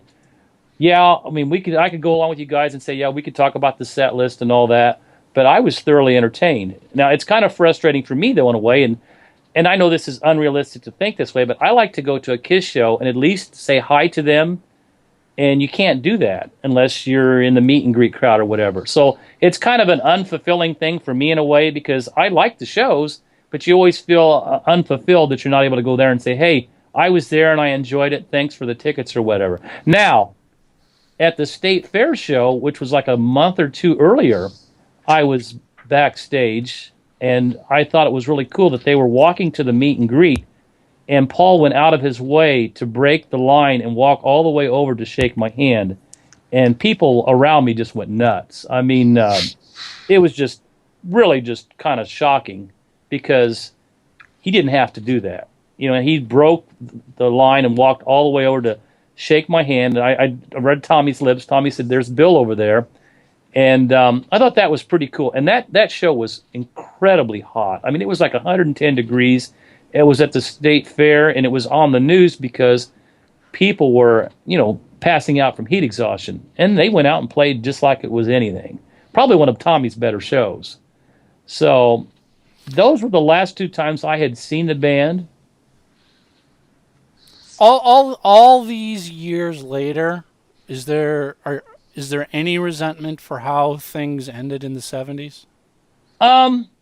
Maybe because there was a time when I had sent a letter to all four members of the band, and all I'll say about it was that it was kind of a dumb thing for me to do, and I got removed from the backstage entrance because of it. And it was just basically a letter about my disagreements with Aucoin and Boutwell and how things were being handled. Can you go in a little bit more detail? I mean, just make that a little bit more clear. Okay, I remember maybe one or two things. I was slowly but surely getting dissatisfied with everything, and some friends of mine said, "Well, why don't you draft a letter and present it to the band and let the band know how you feel about what?" And how did you get it to the band? How did you know it was going to get seen by the band? I think I may have given it to Lydia or somebody. There was somebody that was backstage with me, and eventually the road manager at that time was Bill Miller, and he ripped me a new rear end on it and said, "How dare you, blah, blah, blah, blah, blah, you're out of here." And if there was a regret I had, it would be that I approached it that way. But you don't know. But you don't even know if they saw it, and I don't know. That could have been Bill Miller just acting, all high and mighty on his own with no direction from the band, because the band may not have ever seen it, may have never given him any directions. And rightfully so. You're right. Well, and especially with the passion that you had for the band to do all this to get it rolling, I find it hard to believe that they wouldn't have at least acknowledged that letter had they seen it. So I wouldn't be surprised, like Mike was saying. For all you know, they never even saw it. Well, Bill, could you give a couple specific examples of things that kind of bugged you? The fact that I felt that the Terre Haute should have the Kiss Army, and it should be run out of in the Midwest, because at that time I was working for Columbia House, which was one of the largest mail order companies in the country. And I felt that, because of our shipping and the way we did shipping here, that it was very feasible for it to work here and not on the West Coast. Plus, I was kind of turned off by the fact that the people at Boutwell weren't really Kiss fans. And my opinion, and you guys would probably have one on this one, to me, sometimes when Kiss fans do something, the passion is so intense in there that they end up doing it as a much better job than the actual layperson, because there's a devotion there. I mean, look at Eric and Tommy were fans before they became in the band, and I could give you plenty of people's examples of people who were fans and ended up working with the band, and their passion showed in the work. But yeah, I was dissatisfied that I was working as a minimum wage mail clerk, and I was promised to operate the Kiss Army out of Terre Haute. And, like I said, my phone calls to Alan Miller were getting less and less returned. All those things had built up to me to the point where I typed on a typewriter my grievances to the band, and I regret it. And I got kicked out of the show because of the way it was worded. And I still may have a copy of it to this day. Wow. What year was that? 1977. It was the third time they played Terre Haute, I believe.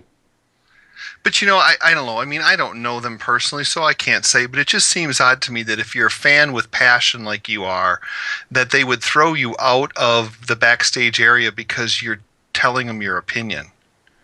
Well, I don't know. Like a band okay, member. I'll tell you what it was. Listen, here's what happened. The last words of the letter was, "I made the Kiss Army and I could destroy it."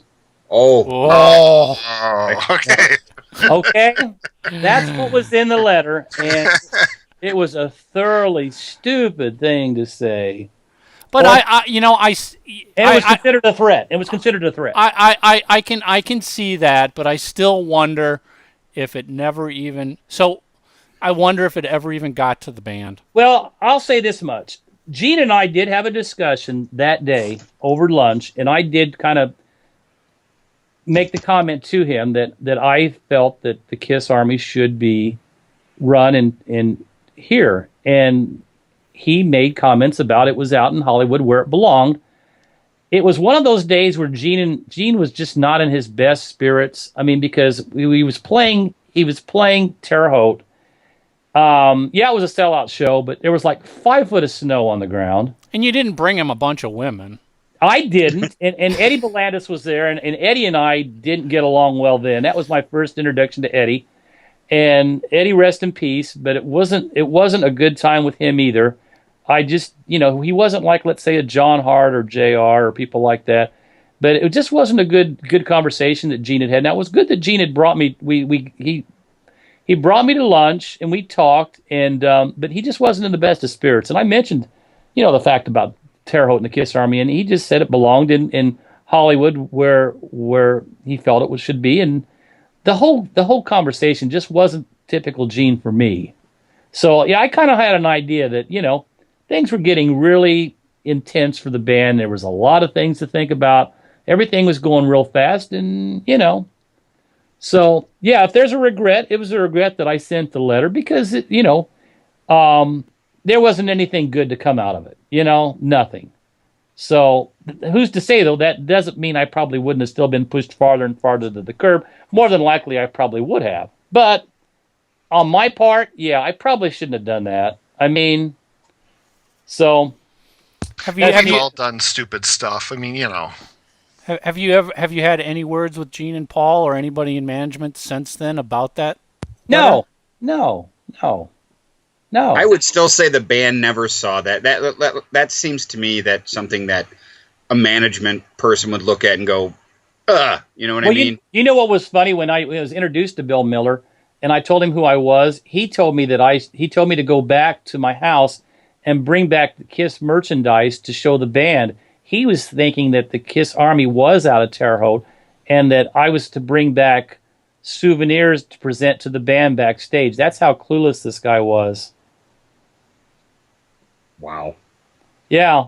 Well, like I said, back in those days, if you check, they went through road managers like crazy after JR. Interesting. The guy's, he's still around, I guess he is, but I don't know that he's any relation to Alan Miller. But yeah, he was a trip. Hey, Bill, moving forward in your life, you became a teacher? Yes, I still am. Oh, cool. My son actually just graduated college, and that's the profession he's going in. Anyways, do you ever talk about your Kiss experience with the kids, or no?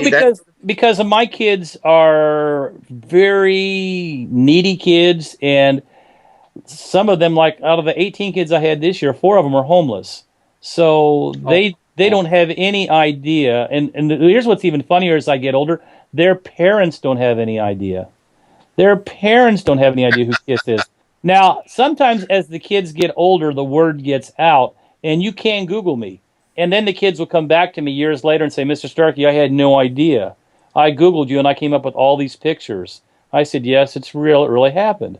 And, like, they're aware of VH1, and I've told a few of them, I said, yeah, I've been on VH1 4 times, which is unusual for a guy who's just a, bloke in Speedway, Indiana. But nonetheless, it happened. But they don't see me. They don't see it until later when they get to middle school, and I guess they learn how to Google people, and my stuff comes up. Yeah, I mean, but I'm to the point now where, like, I ran into a lady she was probably in her 20s, and she came up to me and asked me about Kiss, and I said, well, what do you know about Kiss? And she says, well, I thought they were characters on Family Guy. She says, I saw them on Family Guy. And I said, honey, they're a band. They're a band. They put out music. They're not characters on Family Guy.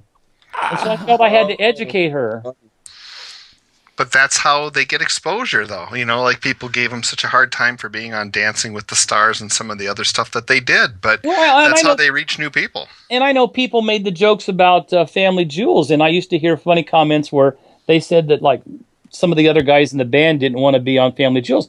But I ran into people that knew Kiss because of Family Jewels. I mean, because they watched the show and they said, well, this guy's in a band. That whole concept is so bizarre to me that people wouldn't know that. Well, I teach mostly black kids, African American kids, and now what is funny is I've had a lot of Hispanic kids, and a lot of the Hispanic kids have told me they have cousins in Mexico and stuff like that have their rooms decorated in Kiss memorabilia.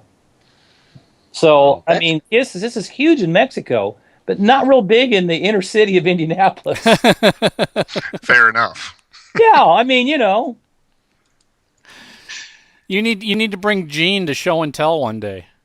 Yeah. Well, and here's how ironic it is. My principal, he's in his mid-30s. Who would have thought? He's a Kiss fan. He's a huge Kiss fan. And when we first met, I just joked with him because our connection was we both went to Indiana State. And he says, are you the guy, the Kiss Army guy? And I started laughing. I said, yeah. And he says, I'm a big fan. I had no idea. I mean, this guy goes to shows. In my joke, the thing I tease him about is he calls them action figures. I call them Kiss dolls. So he looks at the band from a different perspective than I have. And I've taken him to a couple shows. And it's what are the odds of that? Your boss is a Kiss fan? And for a while, the girl next door to me was a Kiss fan. And that was weird. And I don't know how we hooked up. And I said something about, well, how was your Mother's Day? She says, well, they took me to see my favorite rock group on Mother's Day. And I said, who was it? She said, Kiss.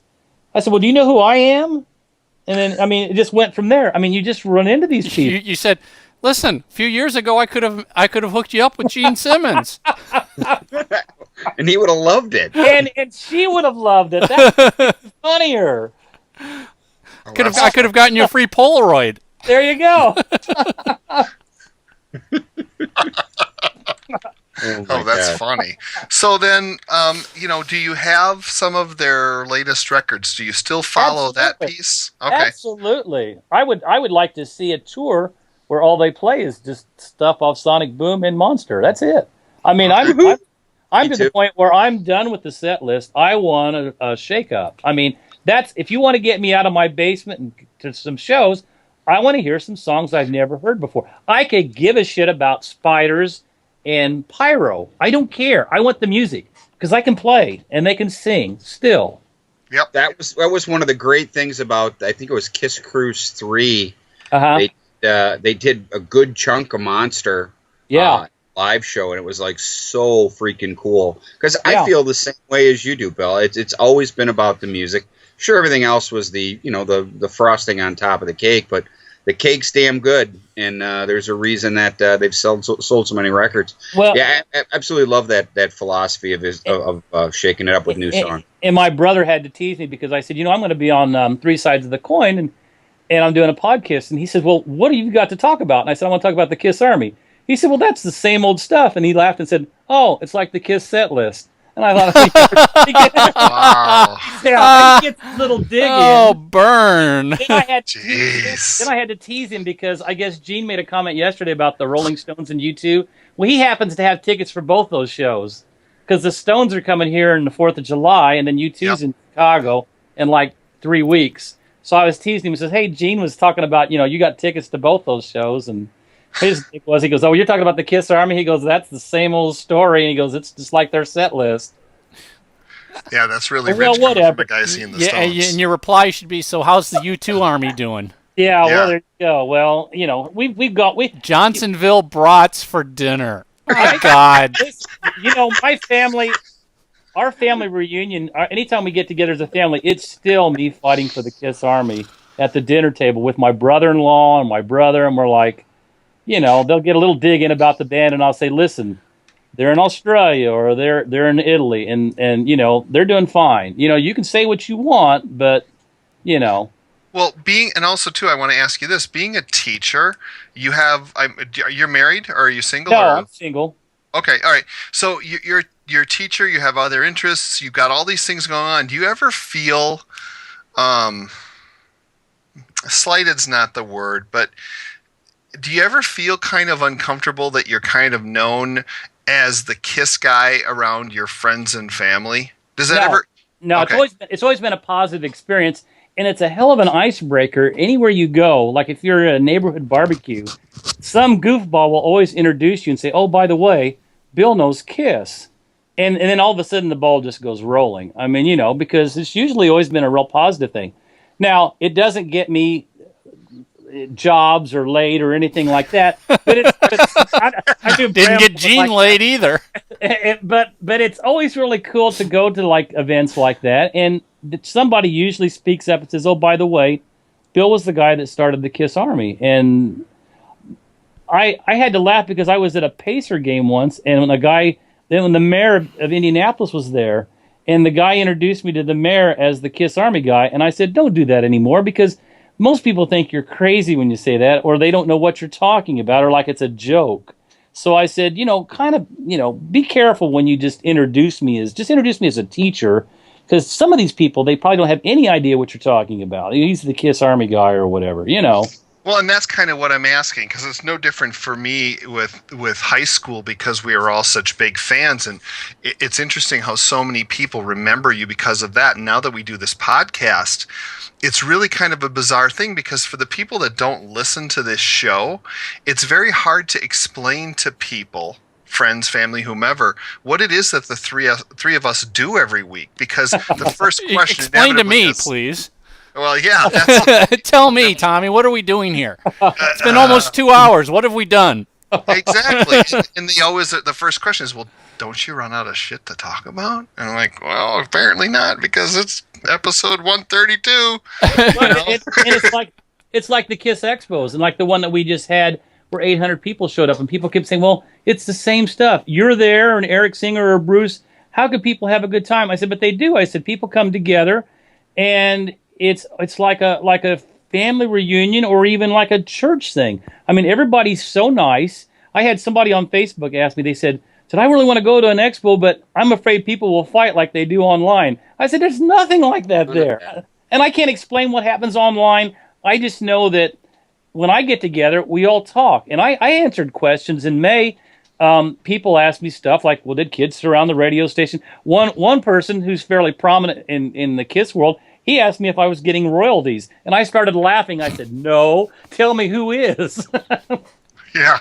Well, and I think that's always the assumption lots of times, because what we see online is, I'm sure, totally different than in person. Like we always say, these people will say one thing or another about Tommy or Eric or whomever, but then when they meet them in person, they're a totally different person. There's no confrontation at all at that point. Yeah, and a lot of the people that are that I think make trouble too they don't go to shows. I mean, when you start seeing some of the tripe that they write, you know what I mean? Some of them are stuck in especially the folks with the original band. They won't pay to see the new one. They don't go to the conventions for the most part. Most of the people who go are just interested. They love the band, and they love the whole of the band. And I agreed. Forever, and that's always a great. Like you said, it is one great big family. Everybody's in a great mood. Yeah. I've been going to these things since the '80s, man, and it's just fun. I mean, it's weird. I was in a parking lot in Cincinnati after a show, and some guy goes, "There's the guy that started the Kiss Army." Well, the people that I was with were floored, and I'm like, "Well, it happens, I guess. You get recognized." I mean, how could you be upset over stuff like that? I mean, it's cool. And we can all talk about, like, we all have different eras. Michael has a different era. You guys have different eras of where we liked the band or meant the most to us. But yet we can all come together. Right, and it doesn't mean that you can't. This is another debate we have too. It doesn't mean that you can't be a Kiss fan because you were raised in the '70s and now you still like them. And I've never gotten a lot of flack from people, except when people ask me what did I think of the reunion.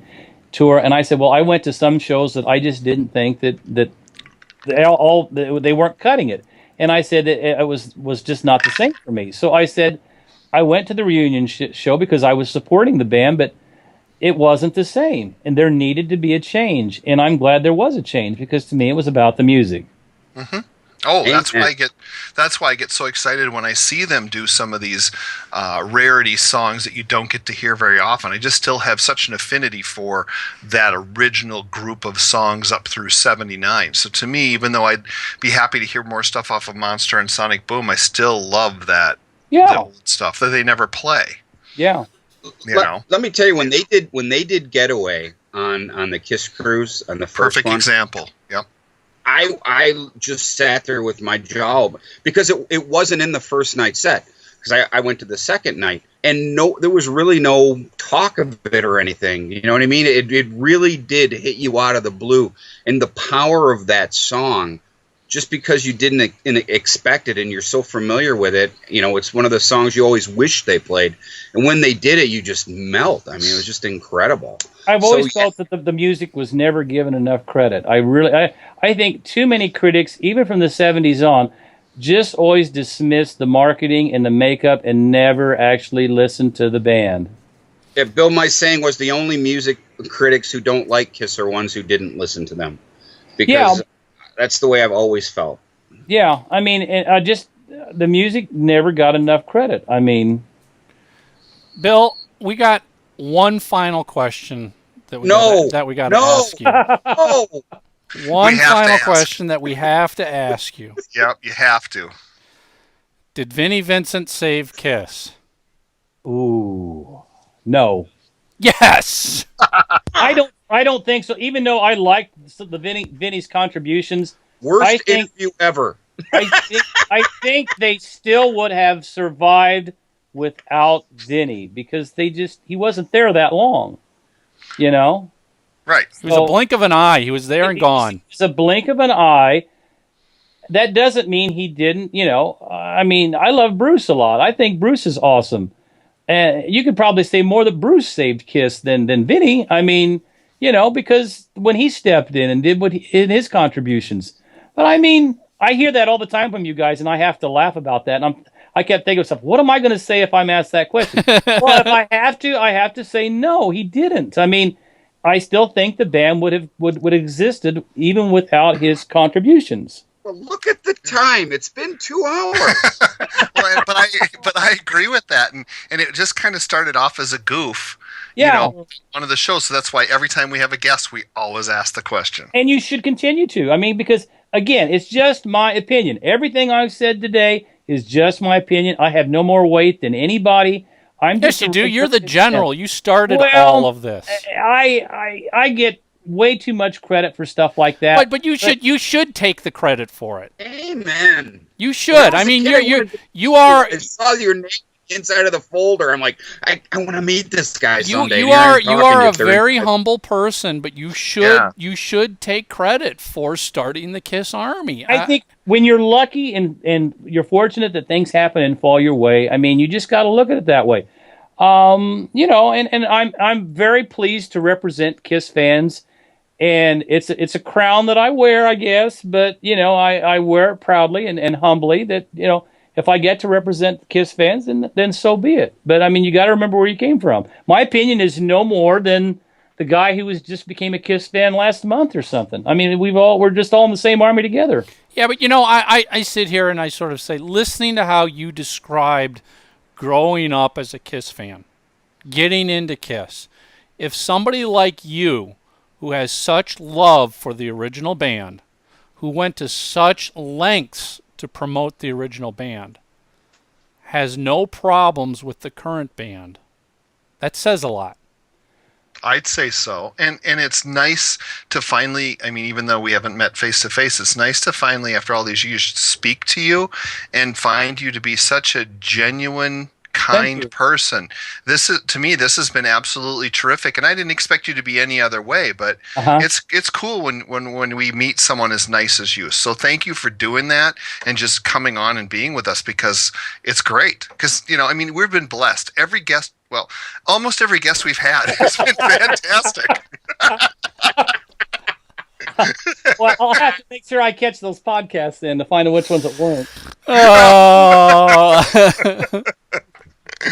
Oh, okay. So, what do we do? Do we have any other questions? Because we've taken so much of Bill's time already. No, that's great. Do you have any questions for us? No, I mean, I if any regret I have is that I'm not able to keep up on the shows for every Tuesday because I just finally Because finished. you've got a life. I feel well, no, it's great to have on when you're just getting stuff done around the house. I mean, like I finally finished the Kurt Gooch one this morning, and it was one of your better shows. I really enjoyed that because I had. It goes downhill from there. Let me tell you. Well, your last recent one with the Stewart, is that the guy's name? The Paul's bodyguard. It was Oh, Rick- the most recent- Rick Stewart is the most recent one. That was No, that's that not was- true. The most recent one, though, now according to today, is Mark's not this ain't Spencer's. Oh, crap that's true. Episode. Correct. Yeah. Oh, but Yeah. the Stewart thing was really good too, and He's a great guy. He was awesome. Really Yeah, nice, super I- nice guy. really enjoyed it. And I mean that I thought, wow, I need to listen to this because I mean I'd heard about some of that stuff, but I didn't hear all of it. So yeah, if I have any regrets is I just don't get to keep up on all the podcasts like I should. Yeah, but it's tough. You're busy, you know. I'm Well- surprised that people can find time in their week to spend with us. We're just so grateful and I'm surprised blown we away. can find time. Yeah. Well, and like I said, the Kurt Gooch one was a good one too because I had no idea where he was at. I thought he'd just fallen off the face of the earth. Well, yeah, and everyone's around. And in fact, while we're taping this, I got a message from a listener of ours, Dave, up in New York, and he has a tattoo shop. Very nice guy. We've had a lot of chats online, and he said that he has a store next door to him, to his, that they just started talking about tattoos. It's a hamburger shop. Turns out that this guy is a Kiss fan, and he listens to Three Sides. So they ended up becoming friends, and they were both listening to the show and didn't know it. Wow. That's awesome. I was just like blown away when he was telling me that. Send us Yeah. some hamburgers. There you go. Yes. Mark will eat them. No, he's having brats. He's having Johnsonville brats. You can see right now, Mark's like, all right, we got to wrap up. There's brats waiting for me. I'm really hungry. The waitress brought down the menu to him. Yeah. That was classic. Bill, this was freaking awesome. It's always great chatting with you, man. It's always great. I mean, you are a piece of history, no doubt. I mean, you have a very important spot in it. Be proud. I mean, Well, thank you. It's great it's always great to hang and chat with you. Great. I appreciate it, guys. Yeah, great job. I tell you what, Bill, I actually met you 2 or 3 times, and you were always very nice. But then again, you meet so many people at those expos and stuff. So it was just great chatting with you here. Well, I try to be. Like I said, I enjoy what I represent, and you got to be genuine. You got to be true to people, and I don't want people to leave and say, "Well, I met him and he was a butthole" or something. I mean, I get that. That's what they say about me. yeah, I mean, and that's not true either, Mike, because I know you real well, and I never could understand the criticism, and I don't understand it how people can get so upset over stuff because you're original and you're a huge part of the band, and I've never been offended by anything you've said or done on the show. You're an entertainer, and you're entertaining, and what you say is entertaining to me. It doesn't ruffle my feathers or anything like that, so I don't get it.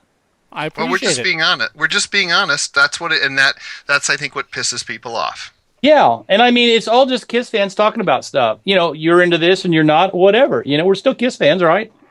Yep. Amen. Yeah. All right, Bill. Once again, it was awesome. We are going to make every effort to come to the next Indianapolis Kiss Expo, all 3 of us, so we can all hang out. It could be in August, so be prepared. Yep. August. Yep. Just don't make it on a night where I have a concert to go to. My season's starting. And I think Tommy's going to be the guest, so Cool. Yeah. so that's why they're having it in August. And I think they can do this. I never thought they could do 2 in 1 year, but the one in May went real well. Well, so, listen, if they announce us as showing up as guests, it's a slam dunk that it'll there sell you out. go. There you go. Yeah. Sides of the Coin sells out wherever we go. Oh, Lord God. Send all the hate mail directly to this pompous, arrogant guy. Joe Censors will be the first testament of that. All right. All right, Meatloaf Bill. Communion. Bill, thank you so much, man. All right, Thanks, guys. Bill. Take care. You Have a too. great Bye-bye. day. Bye. Thank Bill was you. awesome. Very cool. Such a humble guy. You know, Nice guy. he honest to God, he never he doesn't like to take credit and step up and go, I was that important. And he was extremely important in history. Mm-hmm. I mean, That's because he's a nice guy. he is super nice, super humble, super polite. Just, he's somebody everybody could hang with and chat with. In a bar. Agreed. Great he- stories, though. Great stories. Great memory of the events, which is always enjoyable when somebody remembers what happened. Right. And I hope you guys dig the pictures. There's some pretty cool stuff in there. Some of those have, or very few of them, have really seen the light of day. So Yeah, hope you guys dig worthy that. of a book. Maybe I heard some about that. I think the biggest obstacle would be clearing the rights. Yeah, that'd be Oh my probably the God. tough thing. And a schedule. What? We're just having conversation. Right, Yeah, we're but apart. guys, we're having conversation, but I'm going to get all the shit. What's your point? You always do. That's your lot in life, my friend. That's my lot in life. I mean, that would I be took that something- upon my shoulders when I said yes to Tommy and doing this show. Mm-hmm. Yeah. Yeah, Mike's going to be in the hotel arguing with the guys at the front desk. You and I will be at the pool. Yeah. And they'll be like, how dare you say that about Ace? Bill Starkey, Kool-Aid drinker, blue Kool-Aid drinker. Who knew? Yeah. Well, look at the time. Look at the time. Do we say anything more about Bill? It seems like whenever we do shows that we do wrap-ups about guests, people get pissed And that's only happened once. a couple times. Oh, okay. Well, yeah, but we always do. This is just, we've done this with every guest we've ever had. I for one was extremely appreciative that he took time out of his day to come on. I got nothing chat bad with us. to say about Bill. Like I said, we've been blessed with great guests. So absolutely, he was wonderful, and it was great to talk with him for once and learn something new. There's a lot of stuff in there that I didn't know about. We need some homework.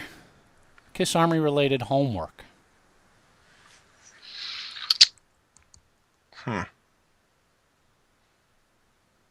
That's a tough one. How about something along letter writing? Did you ever write to Kiss and hear back? Yeah, there you go. Yeah, have that's you good. have you ever written to Kiss, whether an actual letter or an email? Mm-hmm. I've done both. I remember in the late sent a letter- '70s. Yeah, in '79, and I never heard back. I did a drawing sketch of them, and I sent it to their P.O. box in New York or whatever, and never heard anything. But I'd like to think Gene actually took the letter opener and went like that. Anything's possible. It is possible. And then I've emailed them. That's how I got hooked up to work with them on the Kiss conventions. I emailed Gene. Well, there you go. He answered that. He does answer.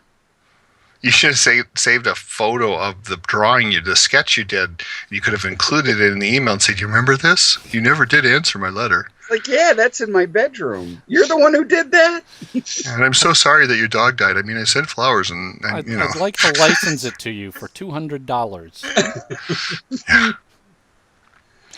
All right, so there's your homework. Have you ever written a letter or an email to Kiss, and did you get a response? Mm-hmm. And also, too, any comments you want to make about, Bill being on as a guest and what you learned, or one of the most interesting things for you about the discussion we had. What'd you learn about the Kiss Army? Mm-hmm. I learned stuff, and I thought I knew all that stuff pretty well. A few nice tidbits came out of there, juicy ones. I was very... I had no idea about his letter. Me either. Mm-mm. And what was the one he called the little kids who dress up? The unknown soldiers? Unknown soldiers. That's new to That me. was crazy. Yeah, I know. Awesome. I built the Kiss Army and I can destroy it.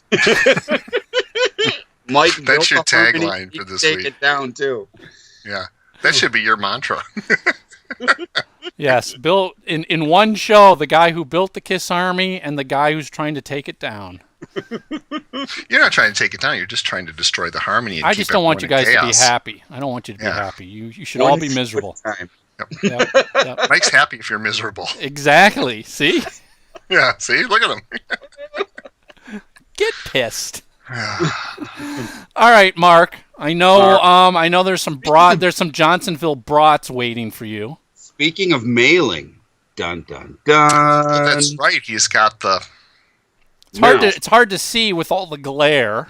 So what I'm going to do, I'm going to take this up. Ladies and gentlemen, this was shipped from Warner Brothers Records. This is the very first Kiss press kit. Now, one of the reasons I'm bringing this up for Spencer's Crap today is that my good friend over at Backstage Auctions, I think I mentioned him last episode. Jacques is a dear, dear friend of mine, and he's got a new auction coming up. So if you guys want to get onto the Backstage Auctions website, I think this is going to air, the 23rd, the next Tuesday? No, yeah. This one goes up on... hold on. This one goes up on the 30th. Because we're a week, we take a week off, remember? Yeah, but I thought we're recording it. You're not going to post one next week? Nope, because I'm going to be up in the lakes fishing. Ah, well, that kind of throws a monkey wrench into things. I think his auction will be over then. On the 30th. Oh, well, you know what, though? But I get a lot of people asking me where I get some really cool stuff, and Jacques Auction is one of those trusted places where you can find real Kiss memorabilia. Anyways, well, wait a minute. What's the email? What's the website? It's backstageauctions.com. Yep. Yeah, so even if they miss it for this one, he always has auctions going with all kinds of rock and roll memorabilia. There's quite often leftover Kiss items from auctions that don't sell that are still available in the store there. Correct. Now, one of the things that are going in this auction, there's very few of. Now, this is if I don't know if you can read the date. This was mailed, and I've posted this on my site before, and I think I've even shared it here. This was mailed July 22nd, 1974. That's Gene's handwriting to Eddie Solon, who was one of Kiss's first ever roadies. Is this related to the story that Kurt Gooch told about the... Yes, this is who I got this from. Yeah, This is the very first Kiss press kit. Now, the reason I'm sharing this with you guys today is that, now here's when you open it up. Pretty cool stuff. This is mega rare. And if you look here, it's all Warner Brothers information. So this is, literally from the start. But there's a piece in the auction where this picture was autographed. And if you look at the autographs, they don't look like their current autograph. Yeah. Now, if you go to Backstage Auctions and you see this, this press kit and these photos, they only autographed about a dozen, not even, and currently we can only find about, I think, 4 in existence. And how do you know there was roughly a dozen? Because that's what Bill Aucoin told Jacques, and okay. Lydia backed that up, saying, yeah, she thought it was. What happened was they wanted to send information about the band out and wanted to send autograph, but there was no record yet. The record hadn't been released yet. So they came in and they asked the guys, and if you look at Paul's, his is the only one that's pretty similar to what we now know is his actual autograph. But the other ones, Bill had them come in and make trying to find their way, I guess, in a trying to find their rock star autograph. Yes, correct. And like I said, Ace did put the little ace down Yep. on his, but you can see these weren't scribbled fast. Gene's is like, what is that? It looks like a big O at the front. Yeah. It looks like, actually, you know what that looks like? The G from Geffen Records. Yeah, It kind of does. does. But like I said, this is exactly how this kit was signed. One of these photos is in his current auction, and like I said, we only know of a handful of these that exist. And my kit is exactly the way it came, as it was mailed back in July of '74. It's never come out of the envelope. Everything in here is exactly, like I said, as it was. So that's Spencer stuff. That's a pretty rare Kiss item. And Mark actually took out of the envelope and the plastic. Out of the envelope, but like I said, this is That's a cool collectible. Yeah. So having just, I wanted to support Jacques because not only is he ahead of the auction, he's a dear friend of mine. Him and his beautiful wife Kelly, great people. And when you use his auction site, you can be sure of two things. You're going to be sure that of the authenticity of what you're buying. No one does research like him, and you're also going to know that you're going to get your stuff, and you're going to be really, really happy with it. So, yeah, that's my plug for Jacques' auction there. Cool. All right, so we ready to wrap up here? Yeah, I know you're I'd say hungry. so. I could. Yeah, she's. Oh, my wife just told me the cable is cutting off. Remember I was telling you about that? Yep. The guy, he's here. He's off. cutting it off so we got to go. Go eat your brat. Okay, well, and then hold on, because we'll do the. You want to do the intros here? Yeah, we'll do the Yeah. intros in a second. All right, later, guys. Bye.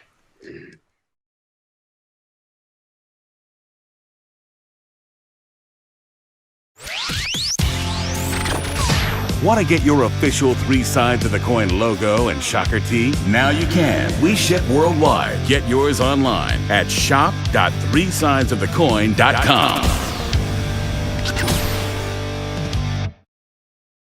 For interviews and media inquiries, contact Izzy at izzypresleyproductions.com. Download your free copy of the KISS School of Marketing, 11 lessons I learned working with Kiss. the #1 downloaded business book on noise trade. Go to books.noisetrade.com/Michael Brandvold. You're listening to 3 Sides of the Coin.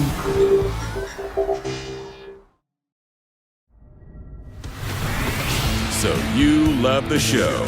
Go to itunes.threesidesofthecoin.com and leave your review and rating of 3 Sides of the Coin. Thanks.